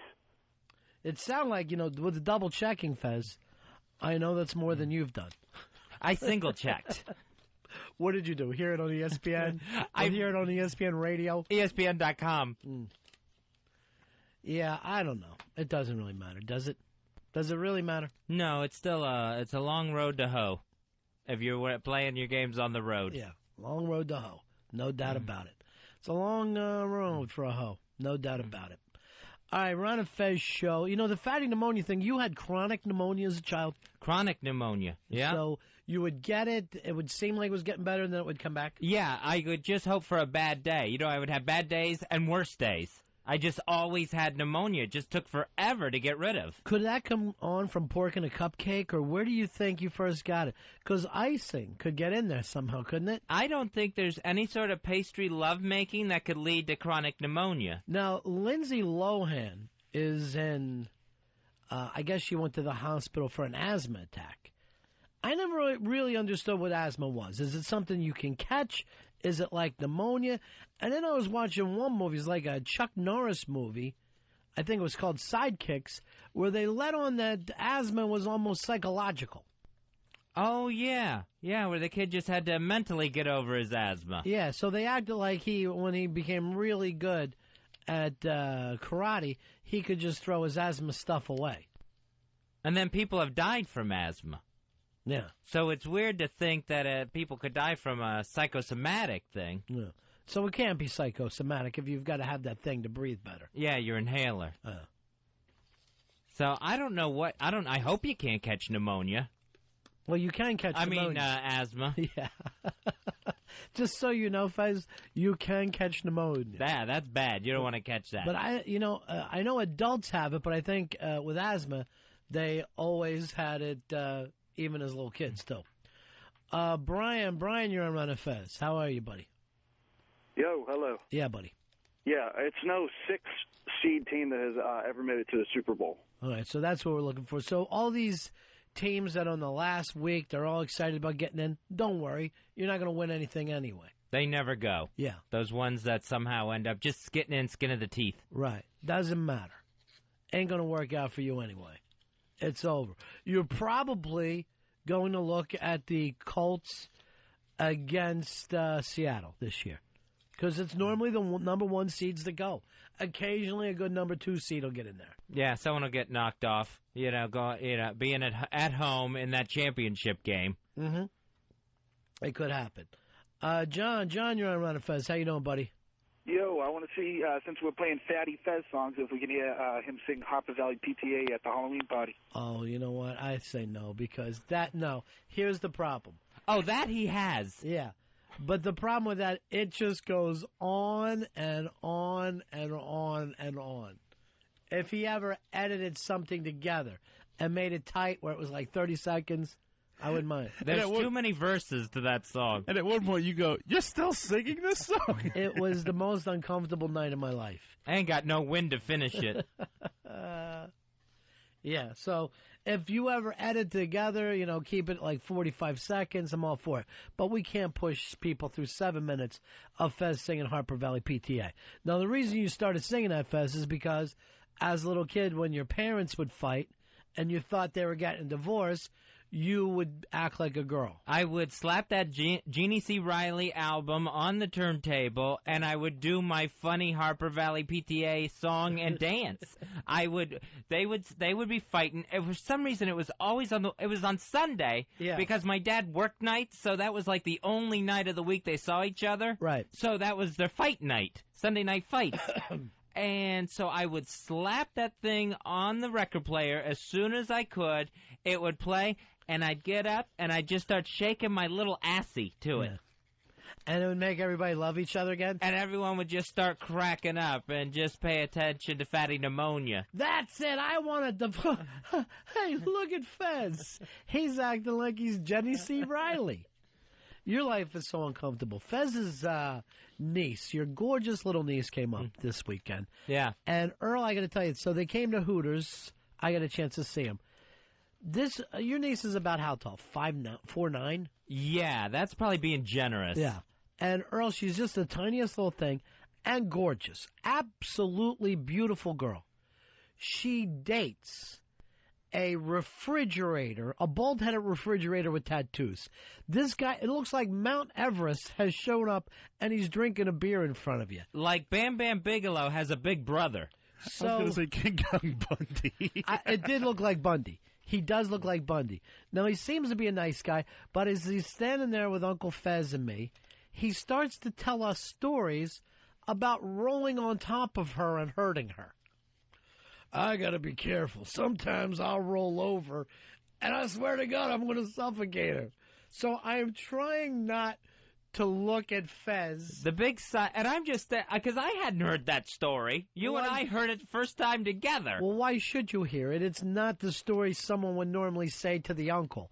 No one talks about rolling on top of or landing on or any kind of inappropriate talk normally in front of the uncle. Yeah, and he's just talking about how that side of beef he calls an arm will drape over her face sometimes when she's sleeping, and she can't breathe. Yeah. And I said to him, I go, this is how infants get killed. Right. Because people sleep with their newborns and then roll over on top of them. But, when, like, Fez has all but raised this little girl, you know what I mean? Since you don't ever want to think about her in a romantic type of situation, particularly with a huge mound of a man with a bald head and tattoos. And that was just presented to me. And I just sat there in shock and my own horror. And trying to get the picture out of my head. Bad pictures. You're trying to eat and watch the game, and all of a sudden, I almost squished your darling young niece. Yeah. That is it, exactly. You know, sometimes I don't even know what I'm doing. You know, I just get home and I got to have her. And you know how it is. I ain't talking to you boys about anything you don't know. And I'm like, the only good thing about this is I know Fez is more uncomfortable than me. And I'm just standing there with no expression on my face, just enough to go. And at one time, I think I even said, "Oh, oh," like staring at a giant bull-headed tattooed car wreck. Just unbelievable. And you know he's a biker, and you should see this little thing that is my niece trying to have her arms around him on the back of that bike. It looks like the hood ornaments on the back or something. I swear to God, one of these days I'm just going to break her. I'm just going to break her. Just doesn't know his own strength. That's the scary thing. Yeah. One hug, a welcome home, honey hug, could destroy her. But he's got to learn about inappropriate talk. Yeah. In front of the uncles. Just any talk. You know, we're sleeping together. Sometimes I swear I'm going to suffocate her. And he will. You know, like this past Christmas, my oldest niece brought her boyfriend over. I just said, say nothing about anything. Say nothing about anything. No, say That's nothing. perfect. No, say nothing about the relationship. Right. No, nothing. I was like, just say nothing. Just put the food in your mouth. Drink. And be on your way. Yeah.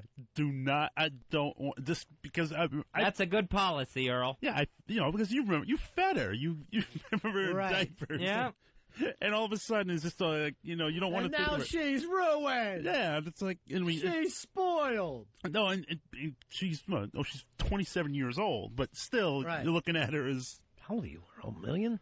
No, I'm only 35. So what were you? That's his grandniece. Were you an 8-year-old changing a baby? I was changing her, like 8 or 9. That's molestation at No, that it's age. not. You molested. No. You're still curious about your own body, and there you are, fondling a diaper. I know. Take a page out of this kid's book and don't talk about it, Earl. It's uncomfortable. Cloth diapers? No. I assumed. They feel good. They were Huggies. All right, now Jamie Huggy bears. has a correction for me. Jamie, you're on Ron and Fez. Hey, Ron. Hey, buddy. No number one seed has ever. 2 number one seeds have never made it to the Super Bowl. Really? That is unbelievable to me. I had no idea that. That's shocking. Never happened. Yeah. Never. So normally a number 2 is going to go in. If you had to say this year, Fezzy, of which one of the number ones isn't going to make it, who would you pick? Seattle. Really? Yeah. Good choice, Fez. Who you going with, Jamie? Choice. The Bears. The Bears in Indianapolis. That's your Super Bowl pick. Yeah. Yeah, that's my Super Bowl pick right there. I have a tough time imagining the Bears in that game. I saw them play. That offense is nothing. I just think the worst AFC team is better than the best NFC team this year, and we're just going to have one of those blowout Super Bowls over by halftime. Yeah, it does seem that way, doesn't it? Yeah, and the Bears have looked awful the last month of the season, too. They've just the defense has done its job. Yeah, the defense is good. The defense is very good, but they're just on the field for so long because the offense there is just... I can't name one guy on that offense. Yeah, me neither. Except for the Chinless. waterhead. Chinless isn't even in anymore, right? I think they're going with Grossman in the playoffs. It goes back and forth so much, I have no idea. I can't keep up either. And another head coach fired. Who's that? Norv Turner is out in Oakland. Well, he's used to that. That's the good thing. Third coaching change in 5 years for the Raiders, Al Davis. Yeah, Al Davis has just turned into a crazy old woman. He ought to move the team again. He ought to just move it to Sacramento. He'll move his team to New Orleans after they leave. That'll be the next crazy move. He should just have a mobile team where he's just moving around, and he's just on the road playing a different game away every week. Well, there was some talk he wants to move them, I guess, further south to San Jose or somewhere, but the 49ers are complaining because it's too close to San Francisco. Why don't you just move them into San Francisco? The San Jose Raiders. Yeah. Well, they got the Sharks. And they're saying out of Philadelphia, that game Sunday where Clinton Portis' mother for the Redskins had a beer thrown on her, so they brought her down on the sidelines. They said they also brought her down on the sidelines because she punched some Philly woman in the nose after the beer got thrown. Yeah, somehow today that turned into she's a big tough lady. Yeah. During the game, they're like, "Oh, this is horrible. Look, you have to take someone's mother down on Philly, a bunch of scumbags." And now it sounds like she started the trouble, which is insane. Here is Glenn. Glenn, you're on Ron and Fez. How are you? Hey, what's up, buddy? Yeah. 6232 checking in. Way to go, man.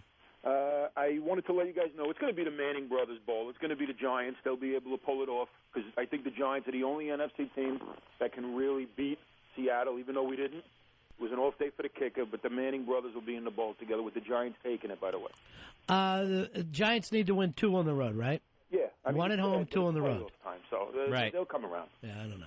I'm not saying it. Without a doubt. Giants take it. In the Super Bowl, they'll take it. If it's the Manning brothers Super Bowl, I hope Archie or Archie's wife is not there in that 2 jerseys sewn together, one for each team. I'll tell you, Archie will be rooting for Eli. I don't know what it is, whether he thinks it's because the kid has less talent, but it seems like if he has to choose between his kids, he chooses Eli. If it's a Sunday, he is in Giant Stadium. He is not in the RCA Dome in Indianapolis. That's interesting. That's interesting to see what he does over the playoffs. And Archie was very vocal about Eli going to New York as opposed to San Diego. Right, he was behind it. He was the force behind that. He was really pulling the strings. Yeah, he wasn't as vocal when Peyton came out, was he? He said, I don't care what happens. I don't care what. But that might mean that he just has faith in Peyton. Right. And the other one, he's got to go in and take care of a little bit. Needs some more nurturing. When you have a daughter, when you only have one daughter like Eli, you're going to love her. But you also got to remember, the Colts were in worse shape than, particularly in San Diego was. He knew his kid was going to turn it around. He knew Peyton was going to be a winner wherever he went. Here's Ronald, you're on Ron and Fez. Yeah, I was calling to correct the last guy who said no 2 number 1 seeds have ever made the Super Bowl. That's incorrect. Super Bowl 19, the 15-1 Niners beat the 14-2 Dolphins. They were both number 1 seeded. All right, thank you very much. Thank you. I appreciate corrections that aren't aimed at Fez. Occasionally I like to see somebody else get corrected out there. How you feeling, Fez? I'm doing all right. Are you walking a little prouder, talking a little louder? Feeling better. Yeah. Good. Here's Jimmy. Jimmy, you're on Ron and Fez. Yo, what's up, buddy? Hey, buddy. It's amazing to see, like, if you look like in the 80s and in the 90s, the NFC just dominated during Super Bowls. It was like blowouts time and time again. But now you see the AFC is kicking ass. It's like Bizarro World. Yeah, they've also had the Patriots for 3 of the last 4. So that helps a hell of a lot. Yeah. But it has been a while. They have been on a real run. Yeah, they have. Yeah, I think... All right, going back before that, you had Denver. It's only the Bucs have broken it up, right? Yeah, you had 2 Denvers, and then I guess a Baltimore. 3 out of the 4 have been the Patriots, so that's pretty damn strong. And I think before Denver, you have to go all the way back to the 84 Raiders for an AFC World Champion. Hey, Ed, you're on Ron and Fez. I know why Archie Manning likes Eli better. He went to Ole Miss. And he was the Ole Miss son. That's right. Yeah. So, that... He calls him his Little Miss, and I don't even know what that means. Little Miss can't be wrong, is what he said. This is my Little Miss. My Little Miss Dangerous. Here's Alex. Alex, you're on Ron and Fez. Hey, boys, if I'm not mistaken, weren't the Patriots a wild card team when they upset the Rams in the Super Bowl? Because they didn't win a division that year. Well, Fez's point was not so much wild card, but couldn't play all road games. Right. Oh, I hear you. Okay. So that's all right, boys. That's the new thing on that. That's what we're going with now. Nobody's won every game on the road and went to the Super Bowl. Right. Let's take a break here. We got something to play, Earl. We got a little something fun to go into the break with. Well, we could always use Howard Cosell losing his mind. I never heard this before, have I? No. All right, let's take a listen. Howard Cosell going nuts. What kind of answer is that? It's a simple enough patch, day in and day out. Oh, shit, that's absurd. I mean, from day to day, every fucking day, a problem. I don't know what the fuck you people do. I don't even understand any longer what the hell you're paid for.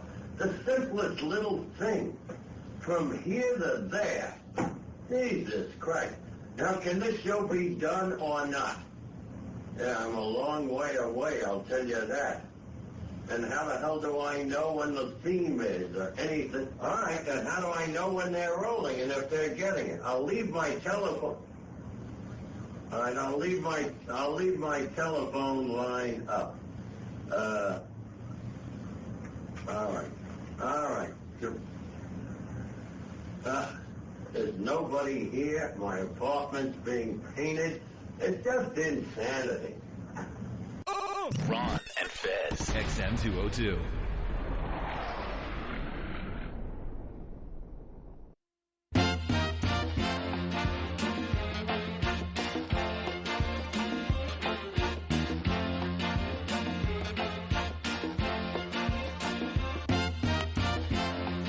It's the Ron and Fez show. RonFez.net. You can check us out. TalkRadioFans.com. Also runs the listening thread. 866-RON-0-FEZ. 866-RON-0-FEZ. Lake Superior State University, every year they do that thing where they put together a list of phrases that have been so overused or just pointless, and it's like, we're burned out on them, we're done. So the 2005 phrases came out. Now, I'd never heard of Lake Superior University. I think it's... Or LSU, as they're known in the Sugar Bowl. I think this is the one thing this school does, but every year they make this their own. No. So things that they want to get rid of this year are person of interest, that phrase, where they never want to hear it again. I've never heard of this phrase. It comes up now anytime there's someone who's wanted, like Peter Bronstein, the guy who faked being a fireman to rape the woman on Halloween. Yes. He was a person of interest. When the guy killed the judge in Atlanta and then had a hit out with the Christian woman, they were looking for a person of interest. No, I don't even understand what that phrase means, though. It's like, instead of saying a suspect, it's like, this is the person we're interested in talking to about this. I don't know what's wrong with the term suspect. All right, I never heard it. Earl, were you familiar with person of interest? No, not really. POI? No, I'd never heard it. Also, the term surreal came up. Tired of people calling everything surreal. Yeah. Up or down vote, which somehow came to be just when John Roberts got nominated for the Supreme Court. All of a sudden, we heard up and down vote constantly. Other ones were breaking news or designer breed for these purebred puppies. FEMA, they're tired of the term FEMA. Well, I mean, that's an actual thing. That's crazy. Yeah, that one I don't think you can get away with. First-time caller. Hate that term. Talking points. I hate that as well. Was on the list. Well. Of just overused things. Holiday tree from Christmas tree. Very big in December this past year. Calling anyone dog. I think that's aimed at Randy Jackson. I hope we can get through a season of American Idol without hearing that's too pitchy. What up, dog? And an accident that didn't have to happen. Yeah. So those are some of the things that are on this list from Lake Superior State University. You didn't do this one, Fez. Get her done. Oh, get her done, yep. Get her done is a little burned up. There seems to be a Larry the Cable Guy backlash that is picked up. Yeah, as we move a little out of the red states. I don't know. I don't know where it's popular, but it just seemed to have peaked and is coming back a little bit. Just, what was that guy's name that almost had the same act in the 80s? He was like a neighbor that was always coming over to check on people. Oh, you remember he used to do the commercial? Jim Varney was the guy. Right, yeah, Ernest. Ernest, yeah. And then he did movies, and everybody was like, he was really hot. And then everyone decided they hated Ernest at the same time. Yeah, after Ernest Halloween and Ernest Goes to Camp. Yeah. Again and again. So Get Her Done seems to be rolling back a little bit. There's things like that I can't stand. I can't stand the outside of the box thing, because it's normally said by people who don't know what the fuck they're talking about. And you'll be in a meeting, and they'll go, we need something outside of the box. Oh, I brought this up later with that in your face, where some PD is trying to say, hey, would you check out this radio show? They're real in your face. What the fuck does that mean? If something actually was in your face, you'd be furious. So, obviously, it's not in your face. And the outside of the box, if you have any idea in, like, let's say a brainstorming meeting, you're inside the box, you're in the room. No, to me, I go just the opposite. Every idea should be outside the box. Do not give me some kind of idea that you want me to hear. It's obviously should be outside of the box. Another one I can't stand that people will just throw out there from time to time is that whole, well, what comes around goes around. And it just basically means they don't understand what they're saying or have any way of competing. As if karma, if suddenly now you're believing in karma where we're all Buddhist and the universe will take care of this problem. I think one I'm done with is Baby Daddy. Baby Daddy? Earl never wants to hear that again. That costs some money every time that comes up. You don't want to hear that phone ring. Earl, do you have any for you that's driving you nuts? The baby mama drama. I never heard that one. Baby mama drama? That's when your child's mama goes off? Yeah, it's like, oh, you all right? Yeah, I'm just having some baby mama drama. Yeah. One thing I will give the black people, they always drop it first. Or drop it like it's hot, as you folks like to say from time to time. That was my other one, that stupid Paris Hilton thing, that's hot. Yeah. Which one was actually a normal thing to say until she picked up on it. And now it's annoyed everybody. And then everything was hot. Yeah, but everyone said that's hot for fucking 25 years. And now because of her, it gets ruined. Because of the abuse. Hey, Bruce, you're on Ron and Fez. Whoops, let me try again. Hey, Bruce, you're on the air. What do you say there, dog? Hey, what's up, dog? Get her done, dog. Yeah. Anyway, you remember the guy that they were calling a person of interest over the anthrax letters? That's the guy. I think that's the first person they were using that term over, but I couldn't remember his name, so now my call don't make worth the fuck. No, all right. I understand where you're going with. That, he said, was the first one that it got brought up. 866-766-0339. What do you want retired? What do you want to get rid of? What can't you handle anymore? Because so many of these sayings that get said by people time and time again, it's just annoying. One thing that has to be done with is the shortening of the name. All right, J-Lo did it, fine. But people can't be K-Fed now and just keep using that over and over again. Now, who started it? Because I think A-Rod was before J-Lo. Am I wrong about that? Did people, let me check with Earl. Did people say A-Rod before J-Lo? Yes. Because I think J-Lo did it to herself, where Right. A-Rod was kind of the sports writers. Bill, you're on Ron and Fez. Hey, Bill, go ahead. It's Daryl. All right, go ahead, pal, whatever your name is. If I never hear the saying "my bad" again, it would be a good day. So sick of that. Every time someone screws up, they say "my bad." My bad. Get out of here. My bad. Yeah, that's done. That's fucking done. Hey, you're on the Ron and Fez show. Who's this? Whoops, lost you, bro. Here is Dan. Dan, you're on the Ron and Fez show. Yeah, I'm sick and tired of hearing white people use the show. They have no idea what they're talking about. Give it up. Or especially when they say manizzle and not realizing Oh, you know what I'm talking about. they've walked into an area they don't necessarily want to be into. Check the translation, people. Mike, you're on Ron and Fez. You know, we can talk about this, but at the end of the day... Oh, God. I also hate when people ask, like, two questions, like, did we do as well as we hoped? No. Should I put the gun in my mouth and pull the trigger? Yes. You know, there are so many of these things that you get from marketing and salespeople. Marketing and salespeople. I never want to hear the fucking name brand for name anymore. Because people will now act like you're a brand. Like, they're like, you know, we could be doing so much more with the Fez Whatley brand. You're like, what the fuck are you talking about? We have to increase your brand. I'm not a brand. I'm a human being. So the term brand went from Coca-Cola to now changing and just means name. No matter what's going on, it's a brand. And it just, to me, it shows the embarrassment of where this country has got itself. That and in a moving product. We got to move more product. Yeah, we got to move product. At the end of the day, All I'm here to do is make $1.01. That's all I want to do. At the end of the day. Can we get rid of the term signage instead of just saying signs? Yeah, we got plenty of signage up. And the whole thing of that is just fucking embarrassing anyway. Here's Sarge. Sarge, you're on the Ron and Fez. How are you? Hey, good. My wife says hi and a little fezzy there. Oh, that's nice. Hi, Mrs. Sarge. That's the lieutenant. Oh, the pet yeah, lieutenant. the boss. Anyway, I hate it when you, like, express your opinion about something, and you kind of go off on a rant, and some asshole goes, well, why don't you tell us how you really feel? Yeah, right. Later. Because here's what bugs you. They didn't think of that. They heard someone else get a fucking laugh with it once, and they go into it. It's like that they stole it from a fucking movie that, well, I'd tell you, but then I'd have to kill you.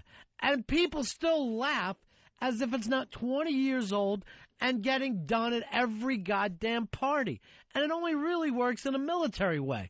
It doesn't work for any kind of corporate stuff at all. I can't believe how many people still use that. I would tell you, but I have to kill you. More annoying is that it still gets laughs from the other fucking squares. Maybe Huey Lewis was right with this whole it's hip to be square. Because it seems to have been like they fucking won. God, that one's had a long life. Here is Matt. Matt, you're on Ron and Fez. How are you? What do you say, Matt? Yeah, I hate the word bling bling, and especially when news reporters use it. Yeah, they will now start saying, and she had on the bling bling.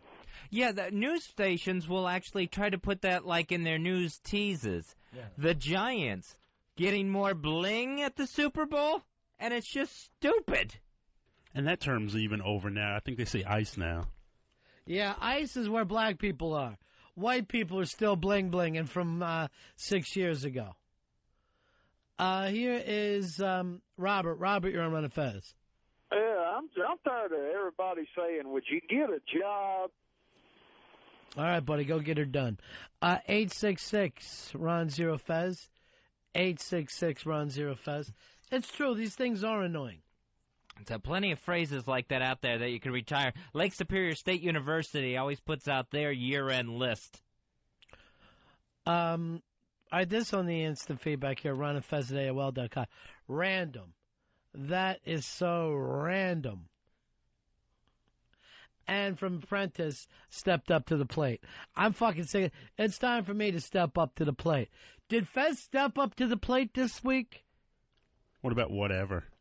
That has become such a used, like whatever. Whatever is now fuck you. It's when you take the time to tell someone something, and they say whatever.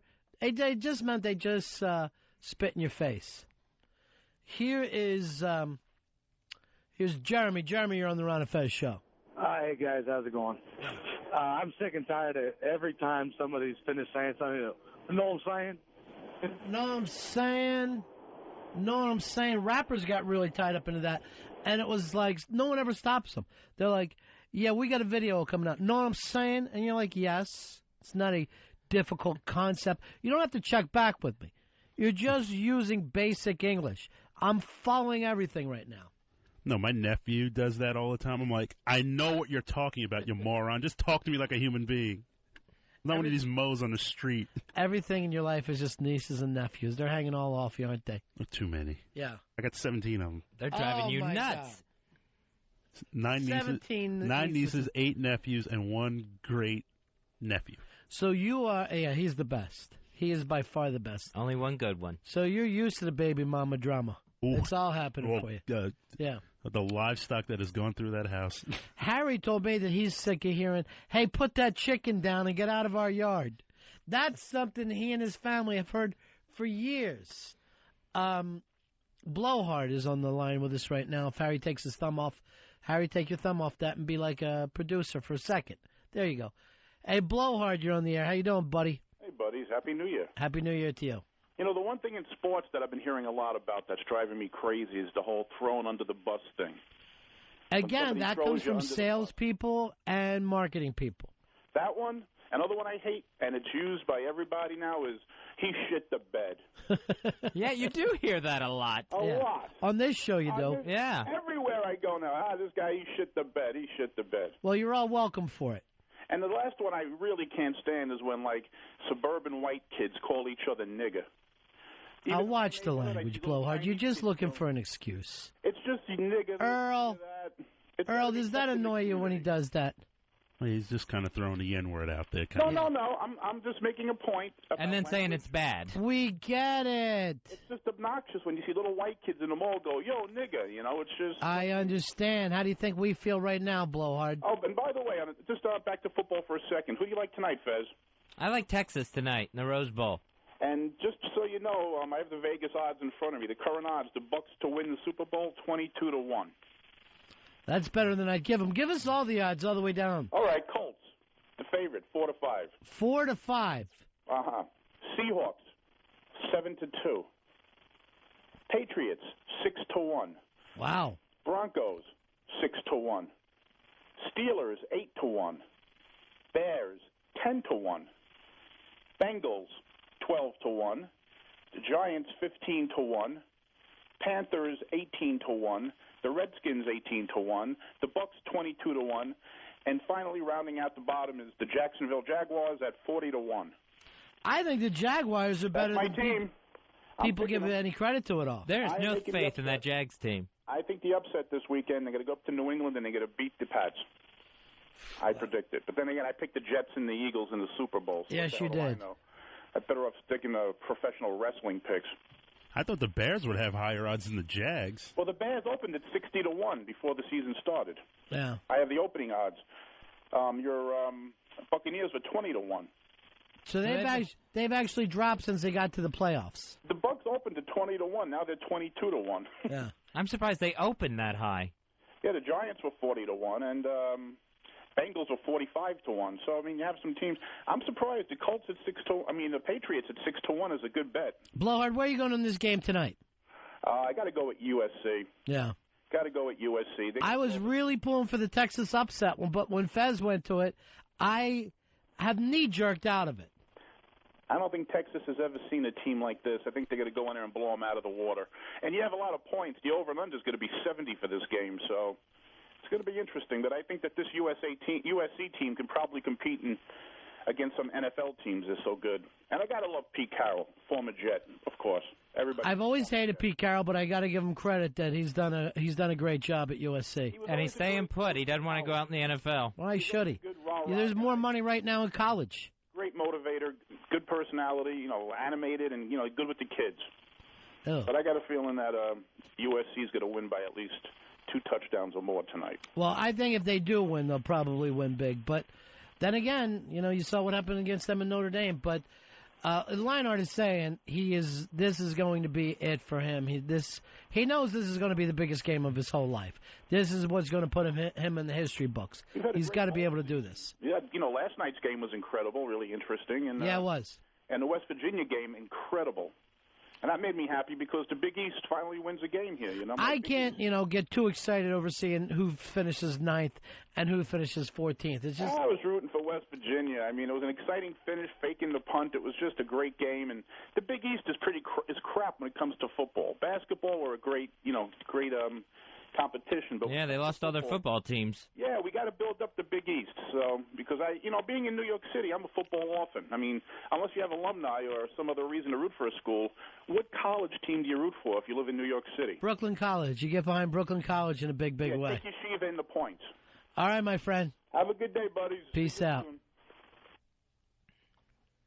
So the Rose Bowl, that is tonight on ABC for the national championship. What time's that game, Fuzzy? I'm not sure. I think it's either 8 or 9 o'clock. I'm not sure. Probably coverage starts at 8. The problem with these games, they just run so late now. You can't even stick with them. Plus, I just got Season 2, Arrested Development, thanks to my good friend El Jefe from The Hideout. Which, by the way, you want to know what a class act El Jefe is? He writes on it from El Jefe and Dubs. And you know it ain't from Dubs. That is not a Dubs act whatsoever. And I'm like, would Fez ever do this for me? No. He always goes out of his way to go, oh, this is from Fez. But that of course I would. No, you wouldn't. But that El Jefe shows you what partnership is all about. I also got some stuff from Johnny in Belfast.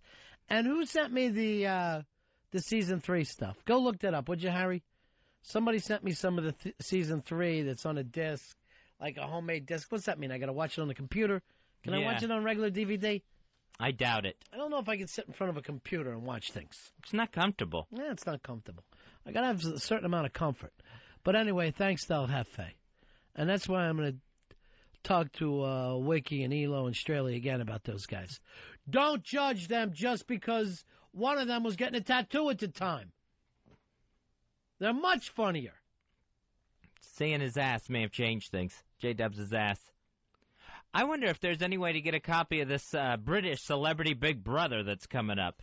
Because they added more names to that. And this it's not on yet? No, I think it's still coming up. Their Big Brother is much bigger than ours.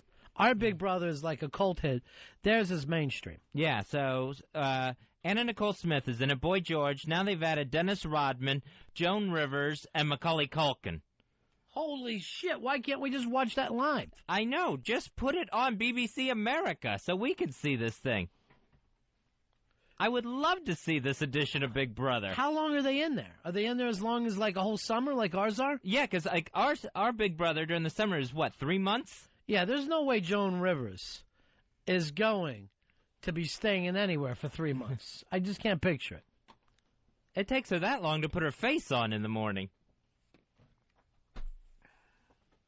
Oh, yeah, that will be tough for her, huh? Yeah. She's going to have her makeup in there. Plus, when they always have that early morning shot. What does that face look like before the makeup? Oh, they always do the shot of everybody getting ready in the morning for the day's events. Here's Zombie. Zombie, you're on Ron and Fez. Hey, Zombie. Hey, what's up, guys? Listen, I work with this guy at work, and he uses that "what's up" with everybody, and every time I hear it, I just want to slap him. God forbid there's 3 of you together because you're going to get "what's up, what's up, what's up." You know, I mean, that was hot for what? 4 minutes about 6 years ago? I just want to slap him every time he opens his mouth with it. Yeah, Budweiser doesn't even stick with that. Who? Budweiser. Here's Will. Will, you're on Ron and Fez. Hello, boys. Hey, buddy. Hey, you know what I hate is when people make statements totally out of context and have no idea what they're actually saying, such as when you meet somebody and you ask them how they're doing, they say fair to middling, like they're actually cotton farmers.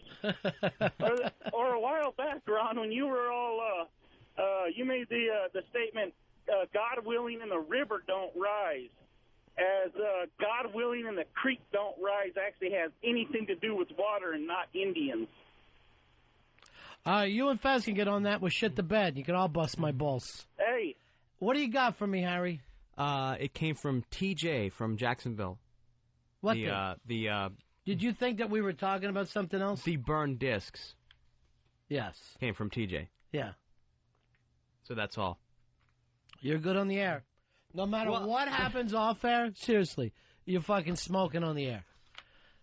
Here is Bill. Bill, you're on Ron and Fez. Hey, Bill, go ahead, buddy. Hey, guys, how you doing? Miss Soundboard Fez. We are cool in the gang, my friend. We are cool in the motherfucking gang. Let's play a little cool in the gang, shall we, Earl? I don't know. It's just getting a little old, man. Getting a little old. I know, I'm taking a beating here today, but you know what? Pulp Fiction means everything to me. I just rewatched it again the other night.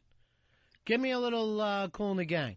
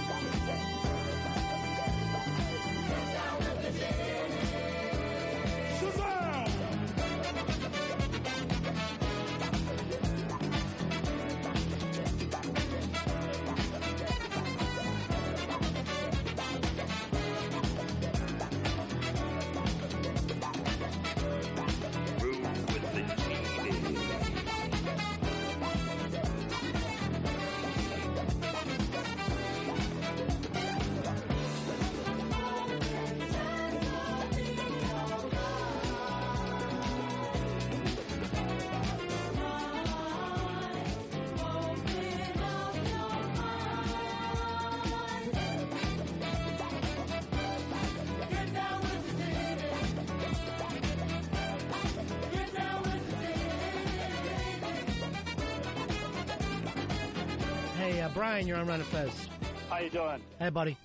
Hey, what they say is that is so, and they say the previous decade, like when it turned 2000, that is so 90s. I am kind of upset that even 6 years into this, we don't have a name for this decade. We tried a little bit at the turn where we're like, oh, is this the millennium? Are we the aughts? Are we the zeros? Are we the 10? No one knew where to go with it, and we're still stuck without a name for this decade. No, all you can do is go back. You could say something like, well, back at the millennium, or just do the year by its actual date.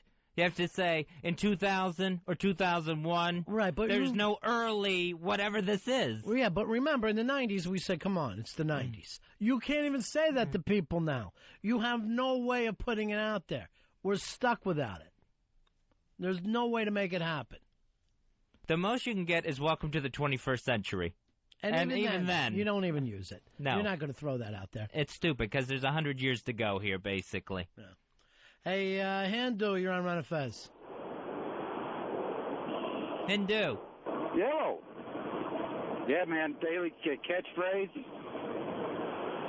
Are you there? Yes, we're just waiting for you, Hindu. Okay, Fucking bated breath. I'm sorry, man, because I just got off with the screener. I can't believe I was on that fast. On a daily basis, man. I'm sick of that. I want to bust O&A over that, but I'm afraid that the Bulldog, Jimmy Norton, will chew me up. Everybody says that on a daily basis. Now, why can't you just say, every day or, whatever? I'm punching out, boys. You also misuse the term punching out as you're busting other people's balls. Although in his case, he was pretty fucking close. He was pretty close at all. Here is Joe. Joe, you're on Ron and Fez. How you doing, buddy? Hey, I miss Soundboard Cool in the Gang. But, yeah, me too. Soundboard Cool in the Gang was the best. They were awesome. But the two phrases I think that have been overused are 23 skidoo and Bodie. The people just ran them into the ground this year. You know what I can't stand is cat's pajamas, too, where they'll actually say something is cat's pajamas. Bee's knees. Yeah. The bee's knees. It's just too much. Yeah. I think one phrase that's going to be gone is intelligent design. Oh, yeah. It seems like that school board blinked, huh? Yeah, this was the Dover School Board, following the lead from that school board in Pennsylvania. All right, so this is the Dover, Delaware School Board? Oh, this may be the same one. Yeah, so it's the same school board that was in Pennsylvania. Oh, okay. So they have rescinded their policy of teaching intelligent design, this after the judge saying it cannot be touched and taught. Yeah, you're a bunch of hayseeds, you're making shit up, and you're just throwing it out there, and no, you can't teach it in the school. So they had to come back and go, all right, we never wanted to do it anyway. Let's just get rid of it. They didn't talk about it. No. They didn't discuss it. There is no intelligent design. They just pulled it right out of their curriculum. I'm telling you, last night, I think there's somewhat of a backlash now against that kind of crazy talk. When O'Reilly showed up on Letterman's show, still trying to push this Christmas is under attack gimmick, and Letterman's just like, you're making this up, or you're taking one hayseed town in Minnesota, one hayseed town in Texas, and you're making it seem like it's an attack on Christianity when it's just not. You're just going out and finding these tiny things to invent fear. And that's where we are, I also think, with the Darwinism thing. That you're allowed to sit in there in that class and go, wait a minute, how does it work? Is it just a theory? Whatever. That would be fine.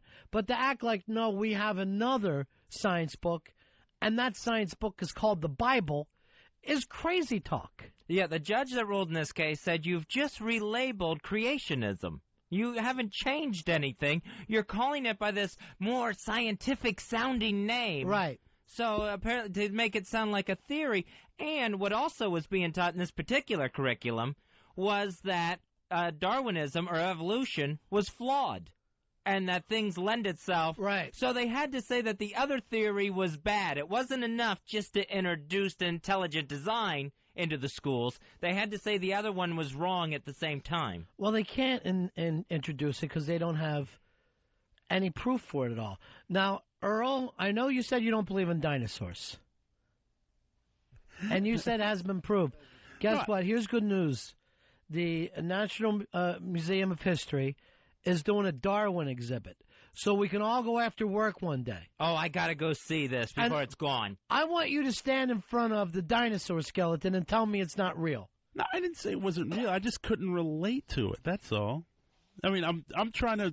I know I'm having crazy thoughts and thinking that both humans and dinosaurs coexisted. Yes, you thought the Flintstones. That's a crazy thought, and I'll be the first to admit it. At lunchtime, this parrot would scream, and then a human would slide down a dinosaur and head home for a big giant sandwich. Frantic City.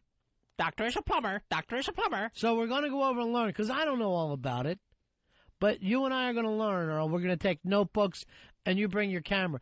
And I'm going to take a picture of you next to a big fucking dinosaur skeleton. For your pastor. See, I don't have a problem with Darwinism being taught, but I think it should be taught without trying to disprove it. You know what I mean? I think you should be allowed to make up your own mind. Well, you make up your own mind about anything you want. You can make up your own mind about the sun. Doesn't fucking matter. There's still scientific facts.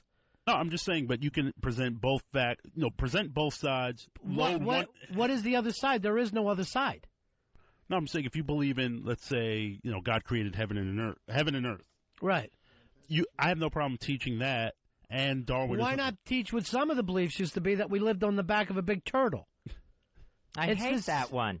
You know what I mean? You're not there to teach faith. You're there to teach science. So you leave the God out of the science, right? No, and I have no problem with that at all. I'm just saying... They said the school board didn't even consult with any science teachers whatsoever. This was just put into the classroom. Well, I don't know if you're familiar with the school board, but they're not part of the education. You know what I mean? It's not like, you go from teacher to principal to school board member. School board member are just people from the community that are elected who go, here's how we should spend the money on band. You know what I mean? Like, you're just regular guys from the community. So some of them went, hey, suddenly our preacher tells us that we ought to do something different. So they tried to come up with this gimmick, and they got, their hand caught in a cookie jar and got slapped like a couple of idiots. And what if the head of the school board is just a total imbecile, which might very well be the case? He could be the head of a group of imbeciles. Absolutely. That's the beauty of it. Rob, you're on Ron and Fez. Hey, what's going on, guys? Yeah. Hey, Earl doesn't believe in dinosaurs, but do you think he would believe in a human skeleton holding a leather whip? I don't understand what you're saying. What's your joke? It was like a slavery joke from Crashing Birds. Bye. Did you think? Yeah, you have big plans for it? He tapped. The whip joke just didn't go over like it did in his head. Who did I see that said they never believed in slavery? Oh, Faison Love was on a show and said he didn't believe in slavery. I think that he goes, how could you get all these black people over here in those boats? And then he goes, how come you never see any slave boats around? Well, actually, there are. They had exhibits what was left of slave ships. Yeah, obviously there were slave ships. But I'm trying people to say, didn't swim here. They've got fucking dinosaur bones, and you still won't believe it, Earl. I'm going to ask if you can put your head inside the big dinosaur mouth over there. One more time. I'm 99.9% sure we had a big brontosaurus and several brontosauruses roaming the earth. What I couldn't... At the time of Jesus. Not at the time of Jesus. I'm just saying, I just couldn't relate. I was relating to it as humans and dinosaurs coexisting, which is... Crazy talk. Crazy talk. Right. I'll be the first to admit that. That's why I don't relate, because I'm thinking... And you believe in the Ark, too, right? The Ark? Yes, I believe in the Ark. But you had a tough time believing in a dinosaur. No room for dinosaurs on that Ark. There's no room. That thing would be crazy big. So I do think of those little facts about the Ark, where, like, where did the animals go in and do their thing? Like, where did they have to go to the bathroom? Or did they go to the bathroom? Why wouldn't they? No, they didn't. You know why? They weren't on an Ark. Hi, you're on the Ron and Fez show. Hey, how you guys doing? Hey, buddy. Hey, Texas wins this game tonight. I'll tell you why. Because I don't think USC has seen a team with this kind of speed all season. Now, if you look at that Texas-Ohio State game, second game of the season, Texas earned that win in the horseshoe in the last 2 minutes. Now, USC took Notre Dame physically out behind the woodshed in the Fiesta Bowl. So I think tonight it's Stetsons all around in Pasadena. Here's what I don't like. I saw that their picture, they went over and walked through the Rose Bowl and had their team picture done. In the middle of everything, wearing a giant orange shirt, Matthew McConaughey. As if he is part of the team. Put McConaughey in. We need him. A problem. I know he's smoking pot with those guys. And I guarantee you, hours before the game. So tonight, the final matchup, McConaughey versus Nick Lachey. Yeah. Hey, the other thing is isn't it a little annoying when we have to watch all these? We got some good bowl games that have been played. They've been very entertaining. But why is it that we have to listen at halftime to at least half of the halftime show is about Texas and USC? Is there some feel-good story about something that involves, like, Penn State and Florida State last night? Yeah, it was all last night about Texas and USC. Because really, there's only one game. It doesn't really matter who wins and loses these bowl games. Some of these teams aren't going to get up for it, and you wouldn't care. It'd be like suddenly now going, oh, did you hear the Raiders are going to be playing the Texans to see who finishes next to last? Who gives a shit? It just doesn't matter. All right. Oh, you guys are too good. All right, see you later.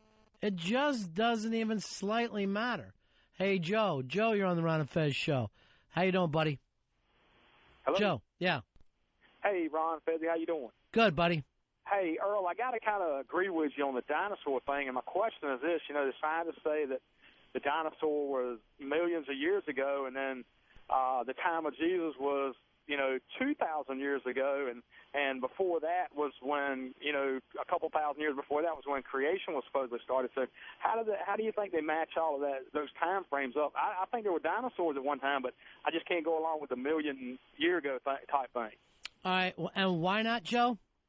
Well, it doesn't make sense. I mean, to say a dinosaur is going to be from a million years ago and that, it's evolved over these times, but yet, religious groups try to say that, we're, intelligent design or created or from, I guess around 4,000 years ago. So if we were created at 4,000 years ago, who created the dinosaurs or where did they come from if they were from a million years ago?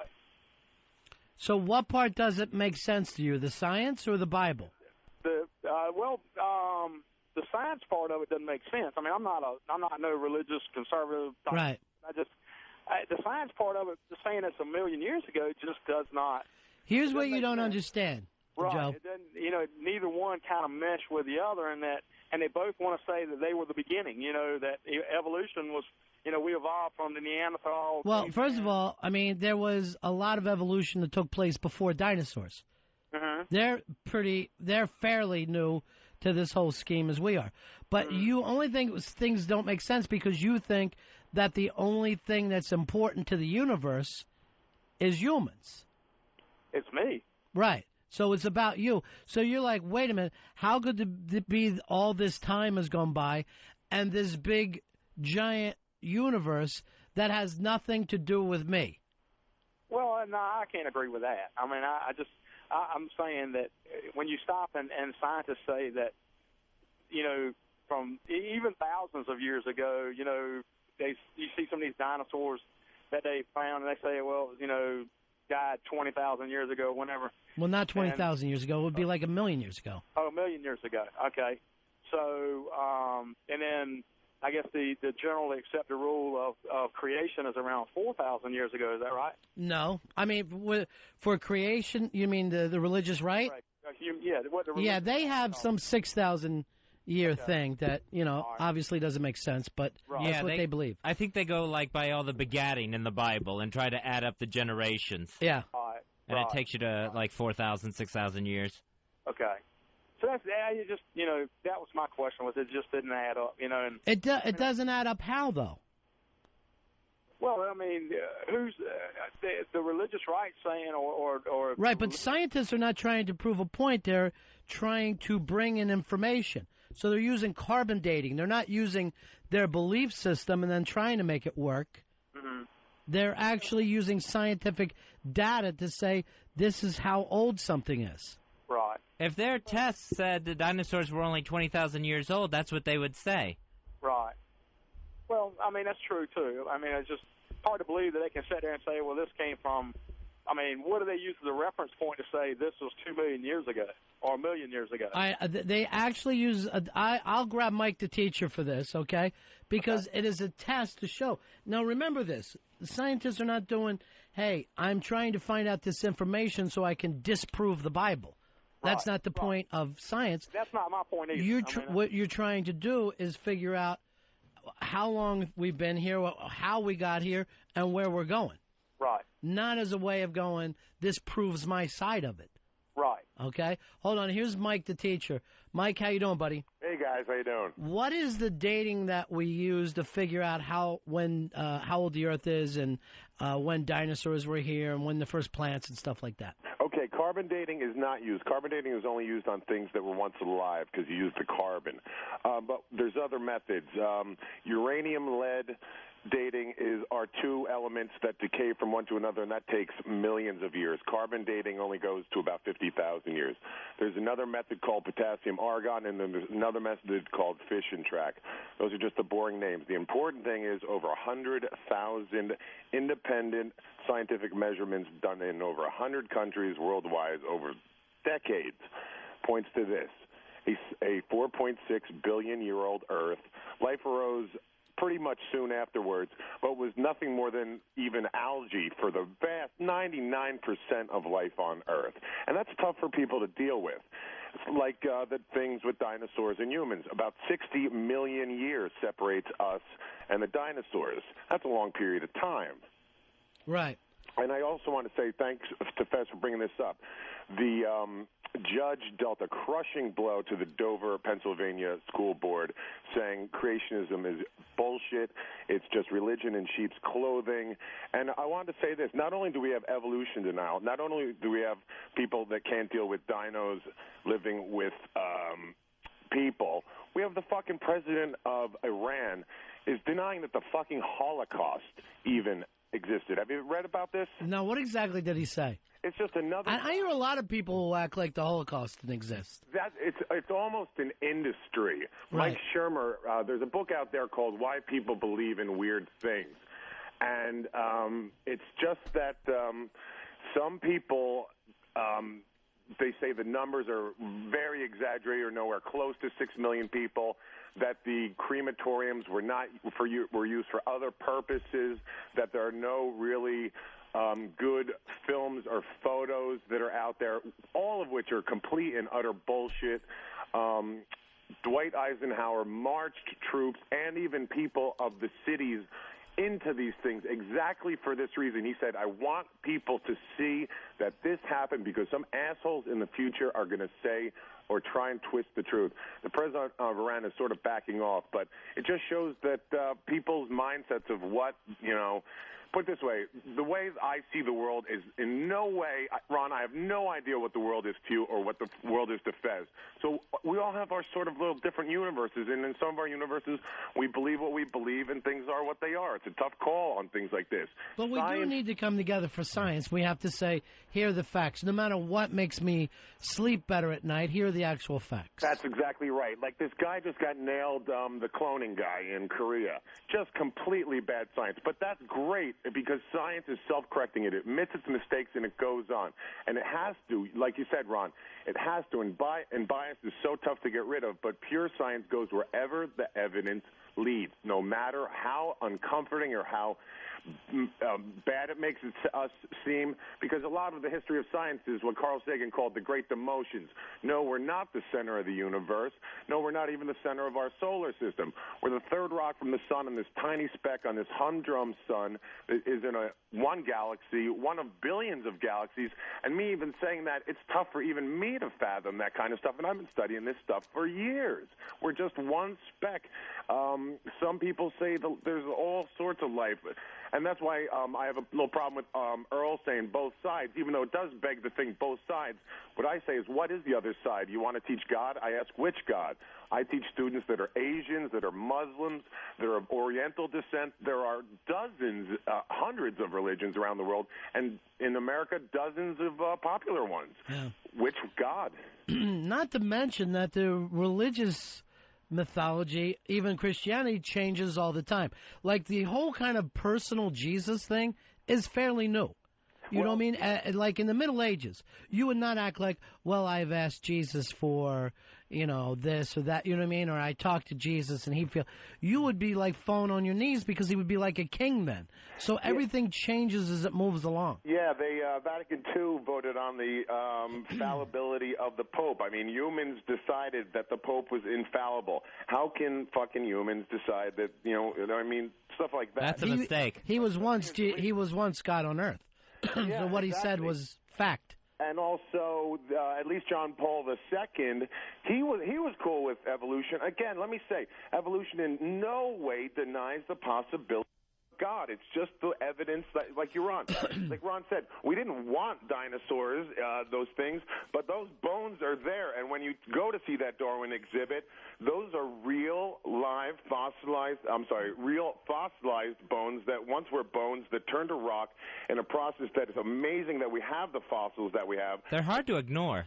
Hold on. Here we got John. He wants to straighten you out on you and Fez on the intelligent design and creationism. John, how are you, buddy? Yeah, how's it going? Good. What can we do for you? Yeah, I just wanted to explain how intelligent design isn't really the same as creationism. Good. Well, I mean, the whole idea of the whole Dover School District thing was that, the intelligent design points or picks out holes in evolution. It's not really saying that, God did this and God did that. It just sort of takes one point in evolution and shows another and say, how could it possibly have gotten from here to there? The whole idea of... Well, with intelligent design, they say that there's some life forms, some organisms on Earth that are so complex, the only way they could have come into existence is from a higher power having that as part of his plan. They could only be designed by an intelligent being. Well, and so, I mean, there's just the idea of something happening other than evolution.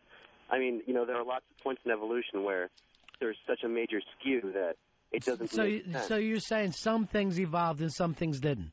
No, I mean, the whole idea of intelligent design is that there's people out there looking for holes to pick through it. I mean, people like Michael Behe go around and look at things like a thing called just different parts of the bacteria and saying that there's 40 amino acids in this, and how could it possibly have been that 40 different amino acids, which have no other smaller uses, come together at the same time and make this thing that's massively complex? All right, throw this back to you, Mike. Well, it seemed like he was arguing for me. Again, what the Dover, Pennsylvania, what the federal judge said in respect to that case is that intelligent design presents no evidence of its own. Again, it's just looking at the record of evolution, the evidence of evolution, and picking it apart, saying, what good is half an eye? Well, we're finding out that half an eye is probably a lot better than no eye whatsoever. Also, again, if there's intelligent design, what type of intelligence? Where did that intelligence come from? The judge said, you guys aren't putting it by us. This intelligence that you guys are trying to tell us is the God, and specifically probably the Christian God of... We know you're talking about God. Well, I'm not talking about anything, but, I mean, intelligent design is sort of just saying that evolution hasn't got it all figured out. And I understand that, it just takes a lot of time to figure these things out. You can't. It doesn't. We don't have the self figured out. We can't cure cancer. We can't cure AIDS. We can't cure a whole host of diseases. We stink. That does not mean that cell does not exist. It just well, we've come pretty far, pretty fast, Fez. He gave us the last couple 100 years. I think we've really been picking up. Oh, it's amazing how much we've improved. But we're still, I'd say, ankle knee deep in the ocean of knowledge. There's so much more to be learned about the brain and how things work like that. We're still in the dark ages with a lot of the pharmacology. Fez will tell you these pills do to you. They're supposed to make you feel better. not the press. We're watching him. We're watching him involve in front of us. All right, here is Bustin. Bustin, you're on. Yeah, I was just going to mention there's a book out. It's called Men Not the Devil, and it really ties in evolution with creation. Mm-hmm. It's like God pretty much just kind of kicks back, creates an atom, and watches it go. And it's a really cool concept. It's a fictional novel, but people that really have a problem with trying to figure things out, they should definitely check it out. All right, thank you very much. All I'd like to say is it's tough for me. I get my spiritualism elsewhere. I go out and I look at the stars at night, and I read these things, and I see these documentaries on astronomy and stuff like that, and I get filled with this spiritual feeling and this cosmic feeling, and the fact that it diverges with the Bible. I don't know what to do with it.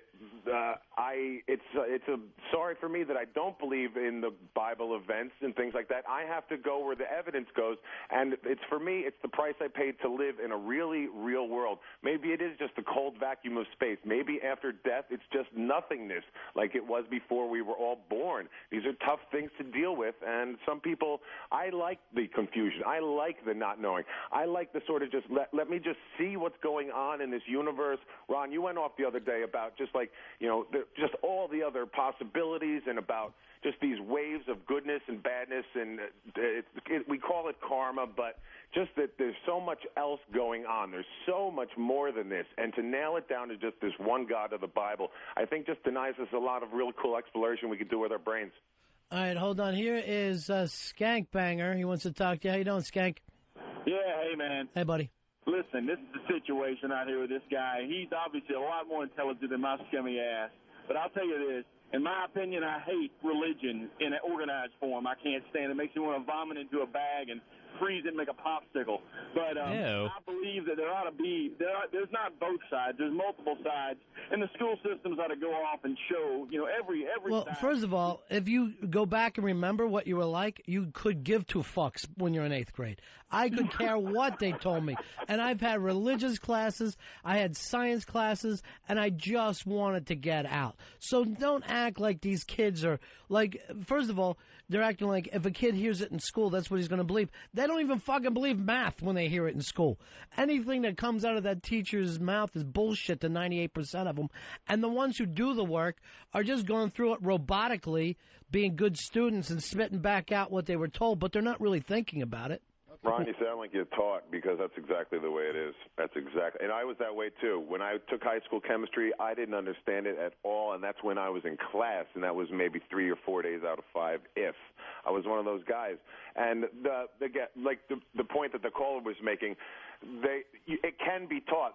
People say they took the Bible out of school, but religion is taught about in history classes, in social science classes, and philosophy classes. They teach about the religion. They're not trying to espouse it at all. So religions are being taught. And like the guy said, there are many, many different views, many, many different gods, many, many different beliefs. Yeah, we went to, Ronnie and I, when we went to the museum, it was much more interesting to me now as an adult than I was. And we used to go to the Museum of Natural History twice a year for 5 years. And I couldn't remember any of the highlights of that trip, any of those trips. Yep, when our parents took us to it, I hated it. I remember going down to D.C. and the giant elephant in the lobby of the Museum of Natural History, and yeah, that's the Hope Diamond and stuff like that. Now I sit there and I stare for one rock for hours that says it's 600 million years old because there's little trilobites in that, and I'm just looking at those trilobites for an hour. This stuff blows me away. It's like you said, Ronnie, these documentaries at night, whether it's History Channel, Science Channel, I hated this stuff when I was sitting in class. I would fall asleep. I'd get the big red mark on my forehead and just fucking think of it as a nap time. I filled my history books. I made every guy a different member of KISS, every different picture like that. And now I just watch all. Yeah, that's actually what I did. The Founding Fathers. Yeah, and now Discovery Channel will have on the most obscure thing and stuff, and I'm half an hour into it, and I'm like, this is the coolest fucking thing that happened, and it really happened in the past, and it just shows we really don't know much about ourselves at all. No, it's really, really difficult to There's so much get a grasp on. People go explore it. The Bible's one thing, but explore some of this other stuff. I know it sounds boring. I know there's other callers that want the tits in the ass, but there's some cool stuff out there for astronomy and just science in general, and that's all I'm going to say. All right, hold on. Here's Mike. Mike, you're on Ron and Fez. Hey, guys. Hey, buddy. I think it's amazing that people don't have the critical thinking that's necessary to just realize that the inability for us to know where we came from or where we're going is built into us through intelligent design. Much like a cow doesn't know that it's going to the slaughterhouse, or a fish realizes that there's something on the other side of the surface of the water. We don't understand what's coming after this life. I grew up. But you say you get your spirituality for the fact that we have any curiosity at all. Right. That the stuff that Mike is talking about, Mike the teacher, shows that there's some kind of a spiritual thing to humans because we care about all these stuff. Right. And what I teach my son is there's only 3 basic tenets in life. Yeah. There's a God. God gave us the earth. He gave us our lives, and he gave us free will. And whatever we do with it is up to us. That way there, he takes responsibility for everything that happens to him instead of being a victim in some situations. All right. Thank you very much. Yeah, there is, it's hard for us to be able to see outside the human experience, where we only feel like, what happens to humans is important to us. But, the fact that there's some planet where we can't see life, we don't see that as, we see that as missing something, And any time, like in a movie, they talk about the end of the world, it's just the end of the human race on this world. Right, Not exactly. like it wouldn't keep spinning around the sun for another 6 billion years. But at the same time, it is built in to us to, we want human life to go on. Even if you don't have children yourself, you'd fucking sacrifice yourself to keep the race going on. In the same way, mice have the same thing, where they want mice to go on. Everything alive wants that strain to go on, knows that they're part of that thing. Why, we don't even know. And Ron, let me rant one more time. That's why I think it's just so important that people do a little more to understand science, because there's such cool stuff that's going to happen and that we're planning for. There's some guy right now, I guarantee you, with blueprints in some company. They might not take him serious, but he's planning something for the year 2060, and he's really planning it. And I think the more that we plan for the future, it's like sort of a bet. It's sort of more of our hope for being in the future. And I just think there's so much cool stuff out there for us to explore and look around, and there you go. But see, here's the other thing about science, though, and scientists, the fucking dark side of it up. These fuckers there's a lot of dark side. They will split atoms. They'll fucking jump into the genetic stuff without really going, hey, do we have a moral thing here? Only because to make it happen. And I'm telling you now, the robots shit scares the shit out of me. Yeah. Everything in our mythology tells us to be worried about robots. And I just watched a Beck video the other day where fucking 5 robots were dancing like the Temptations, and it scared the shit out of me. One of the robot goals, too, seems to be make the robot as human as possible. Right. Not like some just giant box that helps us do things. Right, better humans. It has to be human. That is a goal with robotics. So stop the robot shit, Mike. You're playing with fire there. What if I made you one that looked like Daryl Hannah in Blade Runner? I'd fuck the hell out of it. I'm going to tell you the truth. There you go, buddy. I'd never stop fucking that robot. See ya! All right, see you later. Okay, guys. Thanks, Mike the teacher. And that's the first thing that we're going to come up with. How do we fuck these robots? This is how disgusting humans are. The pleasure bots. And I don't see it as cheating. I don't give a shit what the women say. That is not cheating. No, would it be cheating if you stuck it in a toaster? Be the same thing. I don't know too many women that would be happy to come home and see you with your dick in your toaster, Fez. Wouldn't be happy, but I don't think the word cheating would ever come up. Rusty, you're on Ron and Fez. Yeah, like you guys are saying, where scientists said stuff has come from a higher power. Science has actually tried recreating like a human egg and putting all the stuff for the sperm and everything together, and has never been able to recreate life. What? They have to pull DNA from another person into an actual human egg or animal's egg to clone. They cannot just create it by throwing all the chemicals together. Right. And, I mean, that's one thing where these guys are calling out to see, evolution and everything. Yeah, science has already came out and said there is stuff that's come from a higher power. No, they've never said it comes from a higher power. But you have to remember this, too. And, again, do I believe in a higher power? I absolutely do. At the same time, I don't like the fact that you don't explore things because it fucks with your belief. Like, we chuck Galileo into jail because he went, hey, the Earth isn't the center of the universe. And you know how it would have been the obvious choice to go, we are the center, when you were back then. There would have been no way for you to come up with anything else. But when things happen, your spirituality has to adapt to facts. The facts should not adapt to spirituality. That's the thing that scares me. Yeah, it shouldn't make it any less of a belief, because if you... Depending on your belief, yeah. Right. If you have concrete beliefs, no, those are going to have to change. When you go, the earth was created in 7 days, there was a time to think that. Now you do have to take the leap, well, if I'm going to believe that, I don't have to believe that a day is a day. It's like, that people will believe in an all-powerful God where nothing's impossible, but yet then give him very limited options on how he operated. Right, like you could ever jump into the brain of this intelligent designer. I mean, at the very most, there's no way you could hold a fucking conversation with him. Or there's no reason why he would give a shit. It'd be like fleas worshiping you, Fez. You really couldn't, it would not adapt into your ego. You know what I mean? Where you're going, if you called me up and like, hey, Ronnie, I have these fleas over here, and they're fucking crazy about me, I'd be like, who gives a shit? Let's go to a movie. Spray them. Yeah. Spray them is the only thing I could tell you to do. We just have to hope that one day God doesn't get the idea to spray them. Oh. That's all we can hope for in this world. Hey, Jarrett, you're on Ron and Fez. Hey, what's up, buddy? Yeah. Calling to say, two, side point, Copernicus was the one with the heliocentric solar system.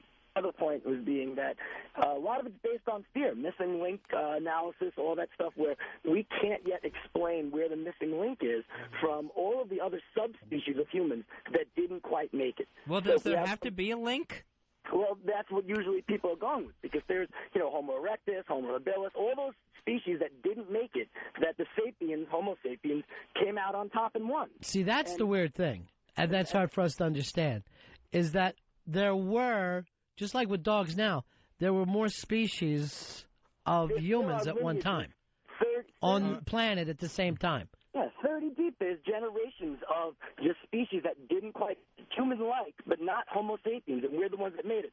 So maybe it's just that fear out there that, you know what, if it's not God that did it, then, if we don't know the answer, then we have to find something else. What was intelligent about our design that made Homo sapiens the ones on top? And that, to me, that's where they strive from, because it's explaining the unknown and trying to give people a reason to believe there is a tomorrow, because who's going to beat out the Homo sapiens? I mean, shit, there's an orangutan somewhere knowing 20 million years from now, he might be the one on the fucking computer, so. That's what we got to watch out for. We got to keep an eye, even though we're top dog, we got to keep an eye on every other fucking species. And I'll tell you something that gets to me right now is roosters. I do not want to see a rooster with the right to vote, because those fuckers are ruined. They got chicks. They're making things happen.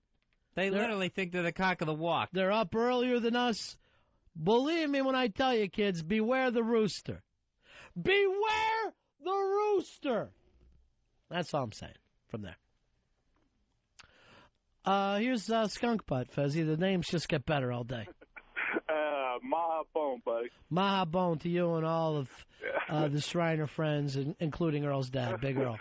Support your cocks right to vote. No, I was going to say the intelligent design thing is trumpeted more by the UFO community than the religious community, because they believe we were aliens dicked around with us in the past. So, take seeds from Mars. What it is. Yeah, that's what I'm saying. If you listen to them, that genetic link that's missing there, they're saying that we've been manipulated by an alien species, and if you read the Bible, it's pretty much a story saying just that. What part of it is the alien species in the Bible? The angels?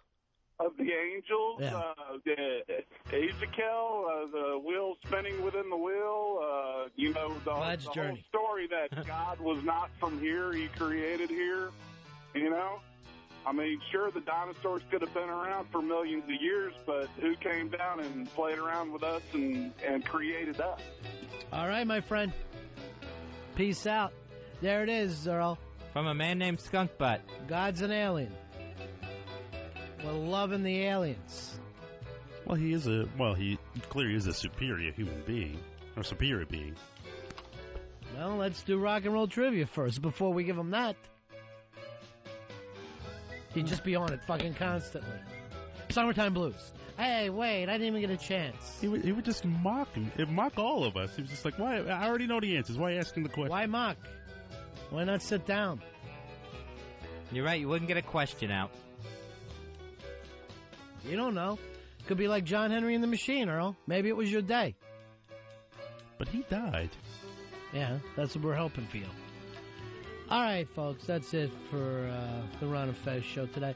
Tomorrow, O&A will be in Vegas, so we're coming on an hour earlier. We are going to start an hour earlier, 10 a.m. in the east, 7 a.m. in the west, and then right after our show will be the special O&A live from Las Vegas. If I'm not here at 10 tomorrow, Fez. Yeah. Kick ass. You have to be here at 10. I'll be here 11 at the latest. I'm going to try to be here at 10. That's very early for me. Earl, we may need reminders. Okay. No amount of reminders is going to wake me up. I got to be honest with you. Okay, folks, see you tomorrow.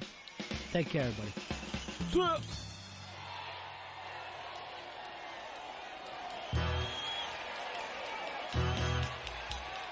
The Ron and Fez Show. XM 202.